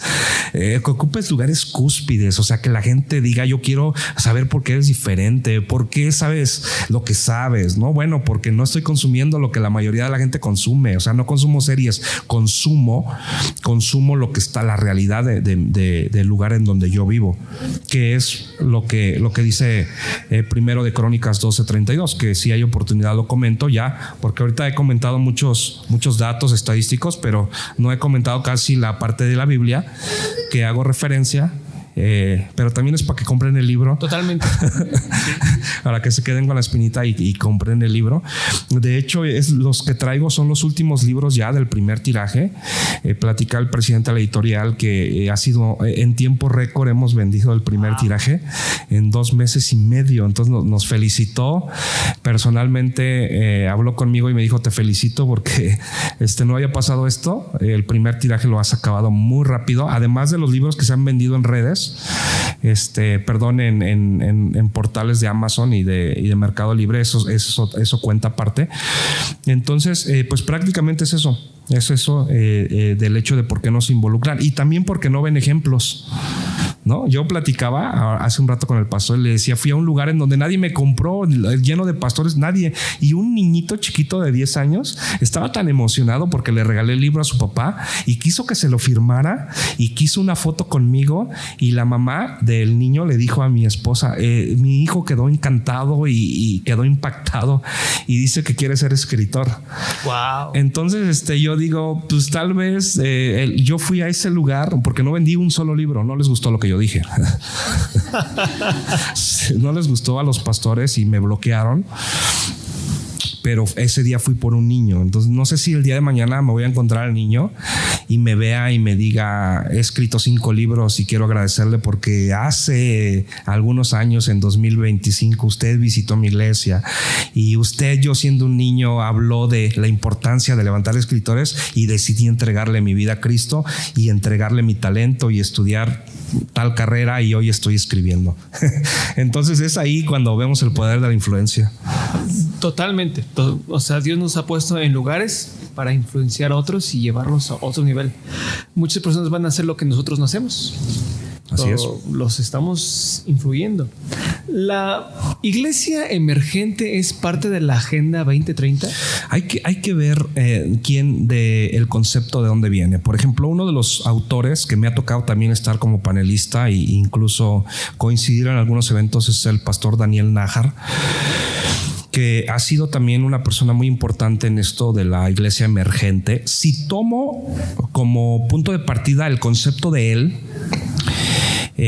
yo podría decir que no, porque por ejemplo el concepto que él maneja de una iglesia emergente es una iglesia que conoce su tiempo, que actúa conforme a la necesidad de la gente sin perder la esencia bíblica, y se dice, él ha sido muy criticado. Claro. Él es un amigo mío y he leído sus libros. Ha sido criticado por eso, porque dices que la iglesia emergente es una iglesia posmoderna, liberal. No es cierto.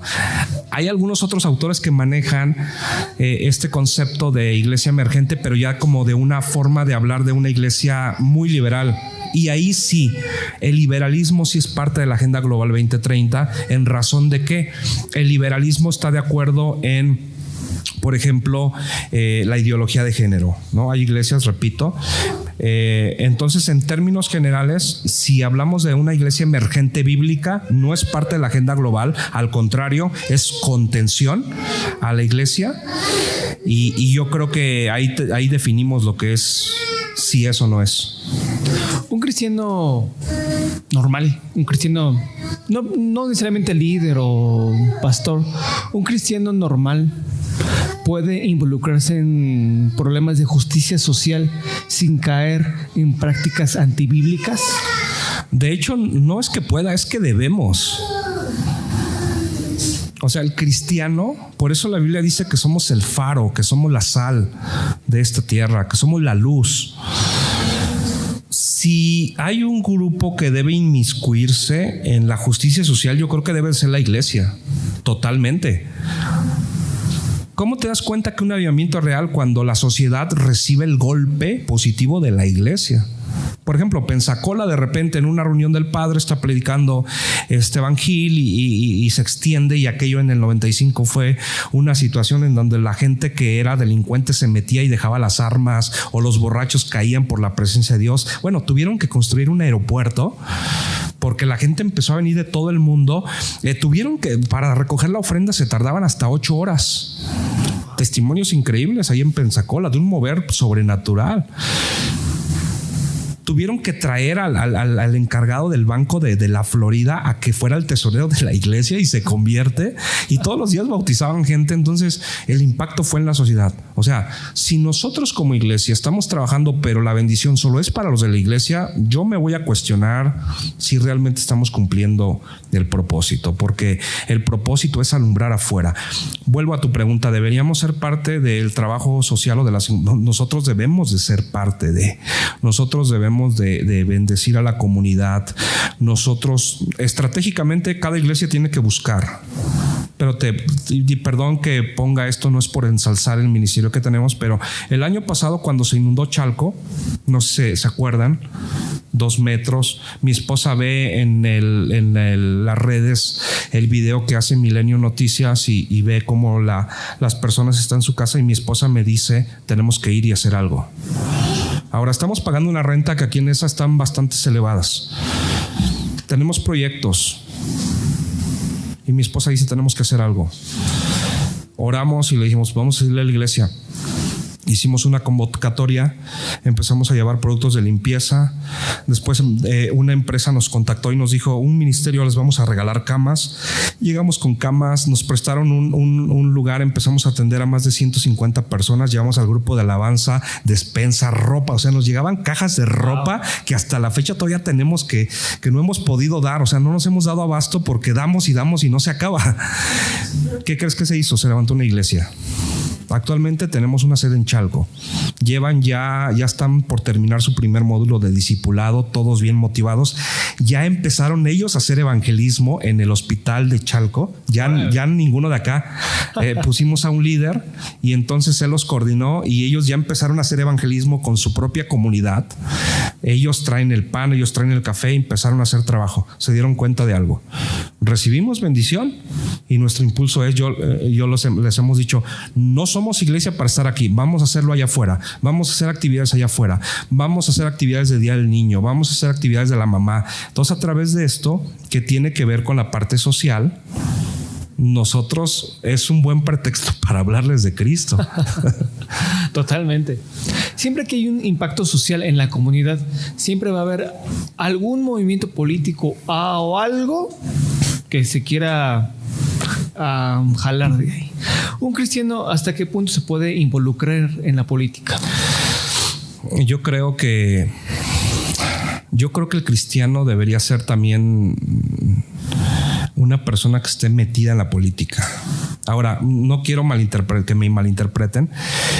La palabra política viene de, etimológicamente, es la palabra politicus, que es polis, que es ciudad, y ética, que es cuidado. Entonces, en términos generales o en términos pues prácticamente etimológicos, política significa cuidar a la ciudad. Y la Biblia nos dice que quien debe de ser luz y sal en la ciudad es la iglesia. Claro. O sea, si somos bíblicos, de hecho, cuando en Génesis 1:26 la Biblia dice, y creó al hombre y lo hizo a semejanza, a imagen y semejanza, y le dijo, multiplicad, henchid la tierra, sojuzgadla y se enseñoré. Esa palabra en hebreo, la palabra radá, significa gobierna. O sea, que el hombre gobierne. Isaías 9:6, y el principado, porque un hijo nos es nacido, y el principado, esa palabra principado es gobierno. O sea, de alguna otra parte nosotros gobernamos. Ahora, ¿de qué manera? Bueno, Dios nos llama a hacer eso. Acuérdense que en el Antiguo Testamento los reyes eran puestos por Dios, ¿no? El primer rey Saúl, después vino David, después viene Salomón, y después entonces, ahora, pero hay que tener mucho cuidado. No hablamos de un político cristiano, hablamos de un cristiano que tiene participación política. Ahora, una cosa muy diferente es ya pertenecer a un partido político. Por ejemplo, yo soy apolítico, o sea, yo nunca hablo de algún partido político, ni a la iglesia le digo voten por tal, no. Yo hablo de poder hacer, si bien pasa eso, ha habido políticos que nos han buscado para pedir consejo, ¿no? Incluso hace poco estuvimos platicando con alguien que nos dijo, nos proponía tener alguna participación política con miras a en 2027 ser el candidato para la presidencia de Ciudad Neza. Y yo le dije a esta persona, le dije, yo no soy llamado a ser político, pero sí creo que Dios nos ha permitido tener cierta participación en dar algún consejo a políticos. O sea, mi ministerio es el pastor. Pero ¿qué tal si entre nosotros hay muchachos que sí en algún momento van a tener... Ahora, son cristianos, pero que de repente, ¿qué tal y son nombrados delegados? O llegamos a tener algún presidente aquí en Neza que sea cristiano, ¿no? O sea, no podemos estar peleados porque yo creo que es una parte elemental, pero yo creo que sí debemos de tener participación. Por mucho tiempo hemos tenido miedo de, es que los políticos, bueno, en todo, o sea, ¿a poco el policía también no batalla con sobornar? El abogado no batalla, claro, pero por eso que no haya policías cristianos, o que no haya abogados cristianos, o que no haya médicos cristianos. Entonces yo creo que sí debe de haber esta participación. ¿Cree que es malo, más bien peligroso, mezclar la fe y el poder? Cuando dices poder, ¿a qué te refieres? A poder gobernar cierta área de personas, comunidad, iglesia, pueblo. O sea, ¿es malo mezclarlo? No, porque al contrario, yo creo que sí, el poder aquí un sinónimo sería influencia. Entonces, si tú tienes la influencia, vas a poder ser más efectivo, ¿no? Y aquí es, por ejemplo, cuando hablaba del texto, cuando primero de Crónicas 12:32 dice, y los de Isaacar 200 principales, que de las otras tribus son 7,000, de Zabulón son 5,000, de Dan son 4,000, y cuando llega a los de Isaacar, dice, y de los de Isaacar 200 principales con 3 características. Una, conocían el tiempo en el que vivían. 2, sabían lo que tenían que hacer, y 3, cuyo dicho seguían sus hermanos. Ahora, entre mayor influencia, más apertura para hablar de Cristo. O sea, no es lo mismo de repente tener una apertura en una iglesia donde te van a escuchar 50, a de repente tener un medio de comunicación en donde tu auditorio va a ser de 5 millones. Claro. Entonces es poder. Pero aquí la pregunta es ¿para qué vas a usar el poder? Por eso yo hablaba de hábitos, de un estilo de vida cristiana en donde, por ejemplo, no vendas tu sueño. A mí me han ofrecido trabajos en donde me pagan muy bien, porque he detectado tal vez que mi habilidad pues tal vez es hablar en público o plasmar o proyectar ideas estructuradas con el acervo que Dios nos ha permitido tener, y obviamente como dedicamos mucho tiempo a la lectura pues tenemos un conocimiento posiblemente un poquito más amplio de un mexicano promedio, y entonces me han hecho ofrecimientos de no sé ser coaching o trabajar en metafísica. E incluso en algún momento Rocío Sánchez Azuara, que es una persona conocida, nos ofreció ser panelista panelista en el programa Cosas de la Vida, ¿no? Entonces, obviamente, pues no iba a... No íbamos a prostituir lo que Dios nos ha dado por miserables 12,000 pesos a la semana. Entonces yo creo que ahí, o sea, posiblemente tengas poder o tengas más reflectores, pero ¿qué? ¿A costa de qué? ¿De dejar tu ministerio? Claro que no. Entonces es mejor trabajar poco a poco y yo creo que esa influencia Dios te la va dando también de acuerdo a tu corazón, ¿no? O sea, ¿qué pasaría si Abdías de repente ora por un muerto y de repente resucita? Pero no estás preparado, te vuelves loco. Claro. Sí, porque va a venir las ruedas de prensa, te van a hacer, Luisito Comunica te va a gustar, oye, ¿cómo está eso? Entonces vas a empezar a tener millones posiblemente de seguidores. ¿Por qué? Porque oró por un muerto y resucitó. La pregunta es, ¿está preparado Abdías para toda la fama? Es algo que yo me he preguntado. Entonces, claro, es influencia y Dios sabe por qué, en qué momento nos permite tener cierta, porque si Dios nos da más poder del que tenemos, hay gente que se pierde. Y es lo que yo he dicho, Señor, no me des más influencia de la que yo pueda tener, porque si me vas a dar más influencia, pero a costa de que me pierda, pues mejor aquí en el anonimato, tranquilo, feliz con mi familia, con la iglesia y lo demás que Dios lo diga. Acaba de mencionar algo que es muy importante, ser feliz. Ser feliz. Antes de pasar a la siguiente pregunta, ¿cuál cree que sea la clave de la felicidad en la vida? La palabra felicidad como tal no está en la Biblia. Todo el mundo quiere ser feliz. Y la palabra más cercana a la Biblia es plenitud. Yo considero que la Biblia sí habla de una plenitud, ¿no? Hay una plenitud de gozo que no está determinada por tu estatus social, por tu estatus económico, que no es determinada tampoco por el estado de salud. Pablo, cuando le escribe a los filipenses, está en la cárcel y les dice regocijaos. Otra vez les digo regocijaos. De hecho, la menciona 14 veces la palabra gozo, pero él está en la cárcel. Él es pleno. A Timoteo le dice, Timoteo, estoy próximo a ser entregado, estoy casi por morir, pero te encargo que tú sigas adelante, porque a mí me espera la corona de la vida, pero no solo a mí, sino a todos los que aman su venida.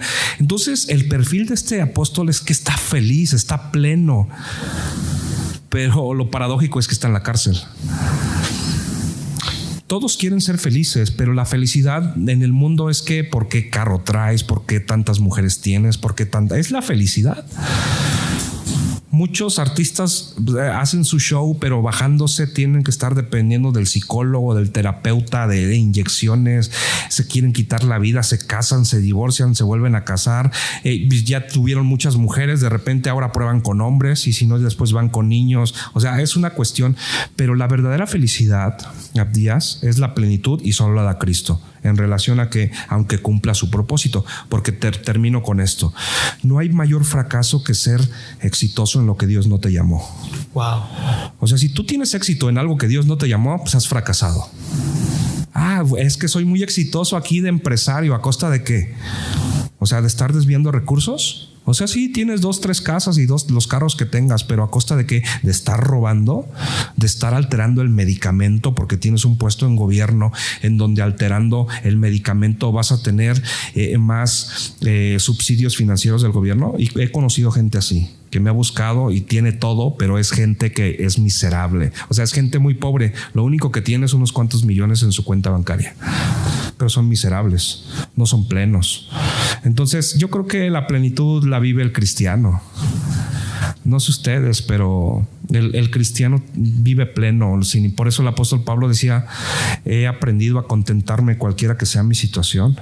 Y es ahí cuando dice, todo lo puedo en Cristo. Esa frase, todo lo puedo, significa, he aprendido a estar feliz cuando tengo mucho, pero cuando no tengo. Cuando hay salud, pero cuando estoy enfermo. Cuando el hermano me abraza y me bendice, pero cuando también me traiciona. Entonces yo creo que ahí está el gran secreto de ser pleno, en tener una relación con Cristo y estar consciente de que Dios te da lo que necesitas, no lo que quieras, porque si Dios me diera lo que quiera, hermanos, yo trajera allá afuera una GMC Yukon 2025 o una Suburban. En serio, amo las camionetas. Amo los carros y le pondría, la tunearía. Qué bueno que Dios no me la da. Axiomas. Muy buen libro. Yo estuve en la presentación del libro. Fue muy buen tema y lo expuso muy bien. Pero Axiomas tiene que ver con quién es Tony el día de hoy. Sí, porque repito, el tema es crítico, el tema es controversial y a mí siempre me ha distinguido el no quedarme callado. O sea, en hablar cuando hay temas de injusticia, el no tener miedo a ser señalado o a ser criticado, el no tener miedo incluso a la forma de vestirme. Porque si bien ahorita vengo con saco, normalmente no ando con... O sea, ahorita estoy usando saco porque tal vez por dar una imagen del libro, pero normalmente siempre mi personalidad es ser una persona normal. Usar gorra, una chamarra, unos tenis y hacer iglesia de esa manera, y por ende el sector que nosotros llegamos a enfocar en el modelo de iglesia que hacemos es ese. Repito, a veces llegan las críticas y Axiomas es eso, es levantar la mano y decir, hermanos, tenemos que hacer algo, estamos siendo atacados, y externar ciertos puntos críticos. Ahora, entender que la palabra crítica no es negativa. La palabra crítica, que es la palabra krinos en griego, significa hacer una evaluación, un diagnóstico. Es como cuando dicen, bueno, vamos a hacer una crítica de la película tal. O sea, vamos a dar un punto de vista. No significa voy a criticarla en el mal sentido de la palabra, ¿no? O sea, voy a hablar mal de ella, no. Una crítica significa dejar entrever en qué como iglesia estamos fallando. Y yo creo que eso es lo que me ha distinguido. Por eso yo creo que va muy de acuerdo con mi personalidad y obviamente la forma en que escribo también, que creo que Dios nos ha dado esa habilidad de poder tener una idea y plasmarla entendiblemente sin utilizar tanta palabra rebuscada, y que sea pues agradable al lector también. Entonces yo creo que Axiomas es parte de lo que somos, es lo que nos ha dado la pauta también. Y si Dios nos permite, pues seguir en esa línea de poder seguir escribiendo. Esperamos que sí, que ese sea el inicio de muchos libros más, como algunos escritores que ya comentó usted que han escrito demasiados libros. Pero ¿usted predica o predicó algo que hoy ya no sostiene? Sí, muchas cosas. Uno va evolucionando, uno va comprendiendo. Por ejemplo, si menciono algo, hablaría de las maldiciones generacionales. Okay. Que mucho tiempo las prediqué. Como profesor, soy profesor en algunas universidades de hermenéutica, de idiomas bíblicos y de exégesis, y obviamente pues eso requiere un clavado un poco más profundo al texto. Y una de las reglas interpretativas es: no puedes hacer teología de un versículo. Entonces, este dilema de las maldiciones generacionales pues solo tiene sustento en Éxodo 24, y es lo que escuchamos mucho, ¿no? Es que es una maldición generacional, o rompe con la maldición del abuelo porque fue alcohólico, tu papá también y por ende tú también. Y eso es quitar responsabilidad a la persona. Bíblicamente eso es algo que no está en la Biblia, porque si seguimos leyendo dice: para los que aborrecen mi nombre. Y si seguimos leyendo, o sea, eso tiene que ver con otro rollo que no tiene nada que ver con la aplicación que le damos. Entonces, yo mucho tiempo hablé de maldiciones generacionales, pero hoy en día es algo que no sostengo. Al contrario, tengo mi planteamiento bíblico en que no, eso no es válido. Y como ello, pues hay algunas otras cosas, pero por tiempo ahí me quedo.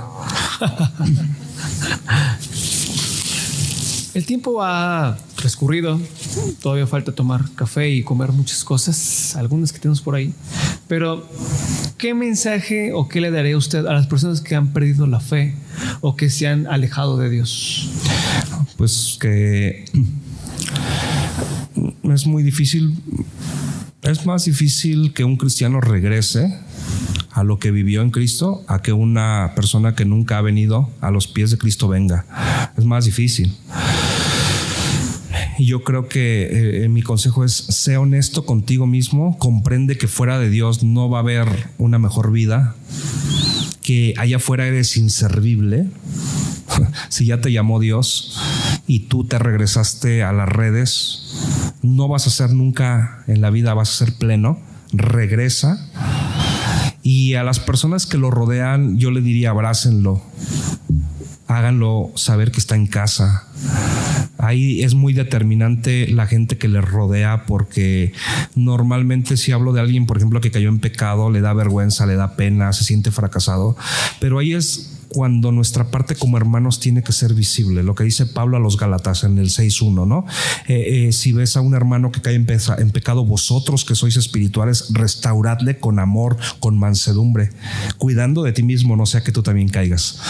Es una dinámica interesante, difícil, pero lo mejor, si estás alejado, regresa, porque es lo mejor que puedes hacer, y no esperes a que sea demasiado tarde.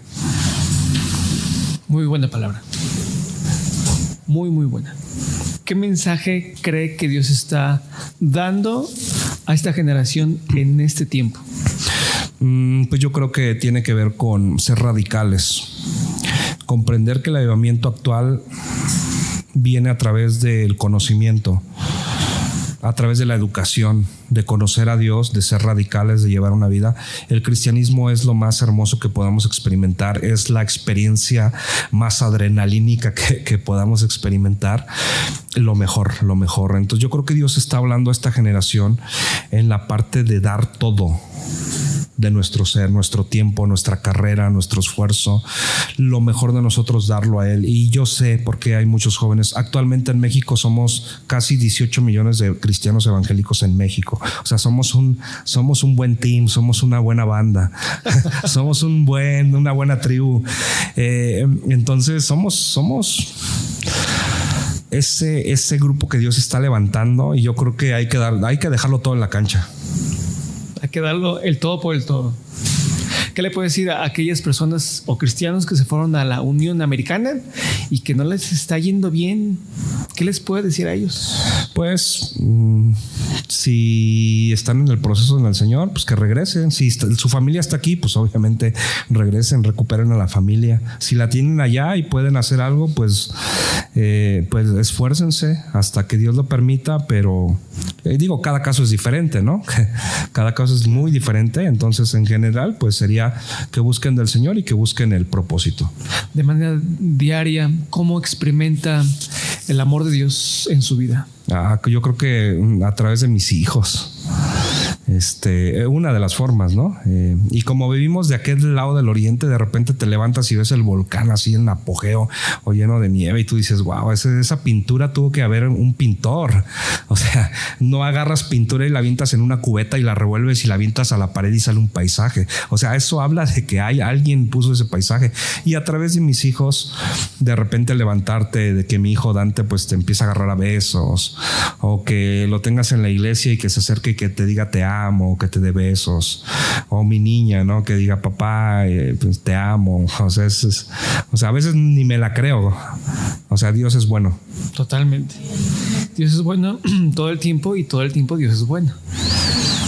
¿Qué le puedo decir a aquellas personas que batallan con sus adicciones, del nombre que sea, pero que sí quieren salir de eso? Pues que toda la vida van a batallar, que es una mentira, que va a llegar un momento en que ya quedes libre total. La batalla es todos los días, es toda la vida, pero la victoria está en Cristo. El tener hábitos, el tener gente que te rodea, el ser pastoreado, el ser un cristiano con hábitos, con disciplina, es lo más, tarde o temprano, ¿no? Hay gente que es muy talentosa, pero en el transcurso de la vida, los que llegan a la cumbre y se quedan no son los talentosos, son los disciplinados. Y el apóstol Pablo le dijo a Timoteo, ¿no? Esa es una batalla de resistencia. O sea, no gana el que quiera solamente llegar, sino el que Dios tenga misericordia, y dice, y el que corre la carrera se enfoca en la meta y persiste. Entonces es una batalla de resistencia. O sea, hermanos, ser cristiano es persistencia. No es que tan bueno seas, no, es que tanto tú le estés diciendo a Dios: quiero ser disciplinado. De hecho, la palabra discípulo es eso. O sea, aquellos que son disciplinados. Entonces, interesante. ¿Qué le puedo decir a aquellas, o qué mensaje le diría a aquellas personas que se les vino a la mente alguna vez en la vida escribir un libro? Pues que a veces se ve muy lejano el sueño. Este sueño yo lo tuve hace muchos años y pensé que era muy difícil. Y lo único que puedo decir, que lo comentaba también hace un ratito con tu papá, con el pastor, es que pasando por el proceso del primer libro ya en forma, yo por ejemplo ahorita ya estoy escribiendo el otro. Wow. O sea, en marzo estamos lanzando Teología Líquida, que ya tengo todo el borrador, estamos documentándonos y todo, y va a tener el mismo matiz académico, un rigor editorial muy bueno, porque ya después del primero, el segundo tiene que ser igual o mejor. Claro. en todo, ¿no? Y entonces ya el punto fue que nos aventáramos con el trabajo del primero, y ahorita ya estamos diciendo, mi consejo es aviéntate a escribir. Obviamente ahorra, porque también es una inversión que no es poco, porque hay que invertir en cuestión de editorial, diagramación. El editor de imagen pues también cobra, y no cobra poco. Entonces pero son sueños que tienes. Y en algún momento escuchaba que alguien decía: antes de morirte haz 3 cosas: 1, ten hijos; 2, planta un árbol; 3, escribe un libro. Así decía, ¿no? El predicador. Antes de morir, 1, ten hijos; planta un árbol y escribe un libro. Y por mucho tiempo ya después decía: bueno, ya tengo hijos, ya planté un árbol, nada más me falta escribir un libro. y ya pues en marzo lo lanzamos, y la verdad es que lo más difícil es disciplina, ¿no? Y agradecer a mi familia también, porque sí es un trabajo, o sea, es inversión. Le comentaba al pastor que tuve que leer más de 80 libros para tener una idea de lo que quería plasmar. Horas, hay veces que no tienes la conexión de poder escribir, pero hay momentos, y ayer me pasó, le decía a mi esposa: hoy Dios me está dando pensamientos, y escribir. Así es el escritor, tienes la idea, si no la escribes se te va. Entonces yo lo que estuve haciendo ayer, tuve ideas, entonces escribir, y pues tenemos esta consigna de decir, pues vamos a darle. Así es que nuestro consejo es: si quieres escribir, dale y sigue mi página, y si te puedo servir en algo o me buscas para algún consejo, yo con toda seguridad me encantaría invertir mi tiempo para dar un consejo a alguien que quiera escribir también, sin cobrar, con un buen café nada más. Es un gran consejo, vamos, apúntalo bien. Escribir libros y toda la parte de la literatura es muy buena, y es una de las cosas de que podamos servir a Dios y exaltar su nombre. Pero ¿qué le podría decir a aquellas personas que quieren servir a Dios en algún área? Que lo hagan sin temor a equivocarse, y también que sepan que se van a equivocar. Muchos me han preguntado: ¿cómo sabes que es tu llamado? Bueno, no vas a encontrar tu llamado si no intentas, ¿no? Por ejemplo, yo he sido bueno en algunas cosas, en otras mediano, y en algunas nada. O sea, por ejemplo, yo sé que cantar no es lo mío. O sea, cantar solamente cuando hay una situación de un endemoniado muy fuerte y queremos que el demonio huya, entonces me dan el micrófono y canto. Y el demonio tiene que salir, o sea, sale porque sale, ¿no? Porque canto, o sea, feo es poco, o sea, yo canto re feo. y en algún momento traté, o sea, me dieron el micro, y en una iglesia grande yo quería tocar la batería, no había como 5 bateristas, nunca toqué, y me dijeron el coro, y dije pues sí, y en mi presentación después de los ensayos supuestamente yo canté, y después supe que mi micro estaba desconectado. Okay. Y yo dije, no es lo mío, me voy a dedicar a otra cosa. Entonces, ¿cómo te das cuenta que eres bueno en algo? Pues trátalo. O sea, y fracasa en algo. Las personas más exitosas, paradójicamente, son las que más han fracasado. Inténtalo. Si no te funcionó, pues ya por lo menos lo probaste, pero no te vas a quedar con la duda de decir, si lo hubiera intentado, tal vez, ¿no? Es lo mismo pasa con los muchachos buenos cristianos que dicen, ¿le hablaré la sierva o no? Pues aviéntate, dile. Pues, si no, va a llegar un cuate, y el cuate más atrevido le va a decir y se va a ir, y vas a perder el amor de tu vida. Arriésgate. Totalmente. En la vida hay que arriesgarse en todo. El todo por el todo. ¿Qué versículo ha sido como un faro de luz en su vida? Pues han sido muchos, porque en el proceso de la vida vas teniendo como que algunos versículos representativos.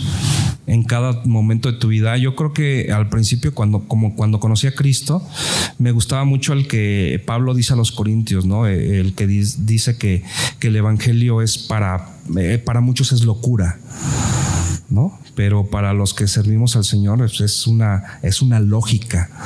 Y en mis primeros años yo decía, fíjate que lo malinterpretaba, porque yo decía, aquí quiere decir que el cristiano tiene que ser muy loco. Y yo lo malinterpretaba. O sea, mis primeras prédicas, si yo las escuchara ahorita, yo creo que diría, no, ¿y cómo pude decir eso? No. A Moisés lo metía en el arca, a Noé traía a Enoc de los libros apócrifos y lo ponía a abrir el mar rojo y predicaba, ¿no? Una vez predicando ahí en una célula, recién convertido, predicando de cuando Marta enjuga los pies del Señor Jesús, ¿no? Y yo decía, hermanos, y estaba enjuagando los pies, pero no era enjuagar, era enjugar, que son contrarios. Yo estaba predicando, me convierto en una iglesia muy conservadora, muy, muy pentecostal, tipo del corte G. Ávila. Entonces yo predicaba así, o sea, hermanos, y la Biblia dice que la mujer estaba enjuagando. ¿Se imagina que enjuagaba? O sea, ¿cuántas lágrimas? Y un hermano me interrumpe y me dice, hermano, no es enjuagar, es enjugar. Y yo dije, pero es como la parte, pero me atreví, no me arrepiento, ¿no? O sea, dije cosas que pues no tenían instituto ni nada, pero era algo que yo quería hacerlo y que por gracia de Dios, pues ya en su momento pues entré, ya muchas cosas tuve que modificar y sigo teniendo por ahí cosas que modifico, ¿no? Pero es parte de... Hace rato nos adelantaba un poco sobre lo que sigue de Axiomas, pero ¿nos puede dar un poco de spoiler como tal? ¿Qué es lo que sigue de Axiomas? ¿Qué proyectos hay que nos pueda comentar? No todo, pero algo que se pueda deslumbrar. Bueno, el libro, repito, ha tenido una apertura muy buena. Estamos ya logrando terminar el primer tiraje. Lo que sigue, obviamente, trabajar en el segundo tiraje con un poquito ahí de edición, algunas cosillas, aportaciones. Por ejemplo, se va a integrar el pastor Jorge Canto, que ha sido líder de nuestro concilio a nivel nacional. Estamos en diálogos con él, ya está leyendo el libro y va a hacer una aportación como una reseña y recomendación. Y de esta manera pues vamos a seguir trabajando vamos a hacer una gira. En septiembre hacemos una gira al sur del país, comenzando en Puebla. El plan era terminar en Cancún, pero nuestras fechas se nos terminaron en Tabasco. O sea, fue la demanda que hubo en Tabasco, nos absorbieron. La voy a hacer con el pastor Jorge Aguiñaga, que es una autoridad en el tema. En agosto estamos haciendo una gira al norte en Chihuahua, Ciudad Juárez. Y bueno, lo que sigue pues es tener esa parte de participación repito, con la invitación que tenemos en el Consejo de la Familia. Obviamente vamos a llevar Axiomas a estos lugares en donde estratégicamente lo que sí he hecho es regalar Axiomas a personas claves. Por ejemplo, a la directora de la escuela donde va mi hija, se la di, ¿no? Para que ya sepa que, o sea, si viene la ideología de género a la escuela, pues yo ya voy a estar al tiro, ¿no? Se lo regalé así como diciendo, para que sepa lo que está ocurriendo. Y entonces, pues ese es el plan. Y creo que Axiomas va a llegar a un momento que caduque totalmente, porque pues es un tema así. Hay temas que son muy contextuales al tiempo y que en cierto momento caducan, y este es el libro. Pero por eso estamos trabajando. Yo me sigo documentando. Yo desayuno, como y ceno el tema. Porque digo, ahí Dios nos llamó y yo quiero ser un especialista en el tema, si Dios lo permite. Y estamos trabajando ya en una siguiente obra que si bien voy a abordar parte del tema de Axiomas, pero lo voy a proyectar un poquito más como una herramienta apologética para las ideologías que estamos enfrentando como iglesia. Entonces, más o menos es lo que vamos a estar haciendo con el libro. Buenísimo, muy muy bueno. Siempre nos gusta poder terminar el podcast, las entrevistas, con una palabra, o más bien con una pregunta que es muy importante y que nos ayuda a recordar muchas cosas en la vida. Si existiera una máquina del tiempo y usted pudiera ver al niño Tony, al pequeño niño Tony, ¿qué le podría decir a ese niño? Híjole. Yo creo que esa es una pregunta que me quebraría, porque nadie daba nada por mí. porque crecí en un contexto muy difícil, en medio de muchas situaciones ambivalentes. Y yo le diría que yo creo que todo iba a estar bien, que iba a cumplir el propósito por el cual nací y que iba a ser una persona que impactaría una generación. Yo le diría eso, lo abrazaría, porque algo que yo mucho tiempo busqué era el abrazo. Lo abrazaría mucho, mucho y le daría un beso en la frente. Wow. Yo creo que eso hablaría más que 1000 palabras. O sea, yo siempre deseé que alguien me dijera que estaba orgulloso de mí, y hace poquito, esto es algo que nunca he dicho, pero hace poquito, un par de meses tal vez, platicando con mi papá, yo le dije: nunca me has dicho que estás orgulloso de mí. Y él llorando me lo dijo. Apenas me dijo que estaba orgulloso de mí, y creo que es parte de la sanidad, ¿no? Que sigo teniendo, porque a medida que sano mi paternidad recibida, puedo ser mejor padre con mis hijos. Entonces yo creo que, sobre todo, un abrazo muy fuerte y un beso en la frente, y le diría: todo va a estar bien. Totalmente. ¿Le podemos dar un aplauso a Dios por la vida del pastor? El podcast La Biblia está, te lleva lejos, más allá, con cada palabra y su verdad, recordarás lo que fue realidad. Una producción de Listra. ABS Audio en calidad sonora. Un Momento Coffee presentó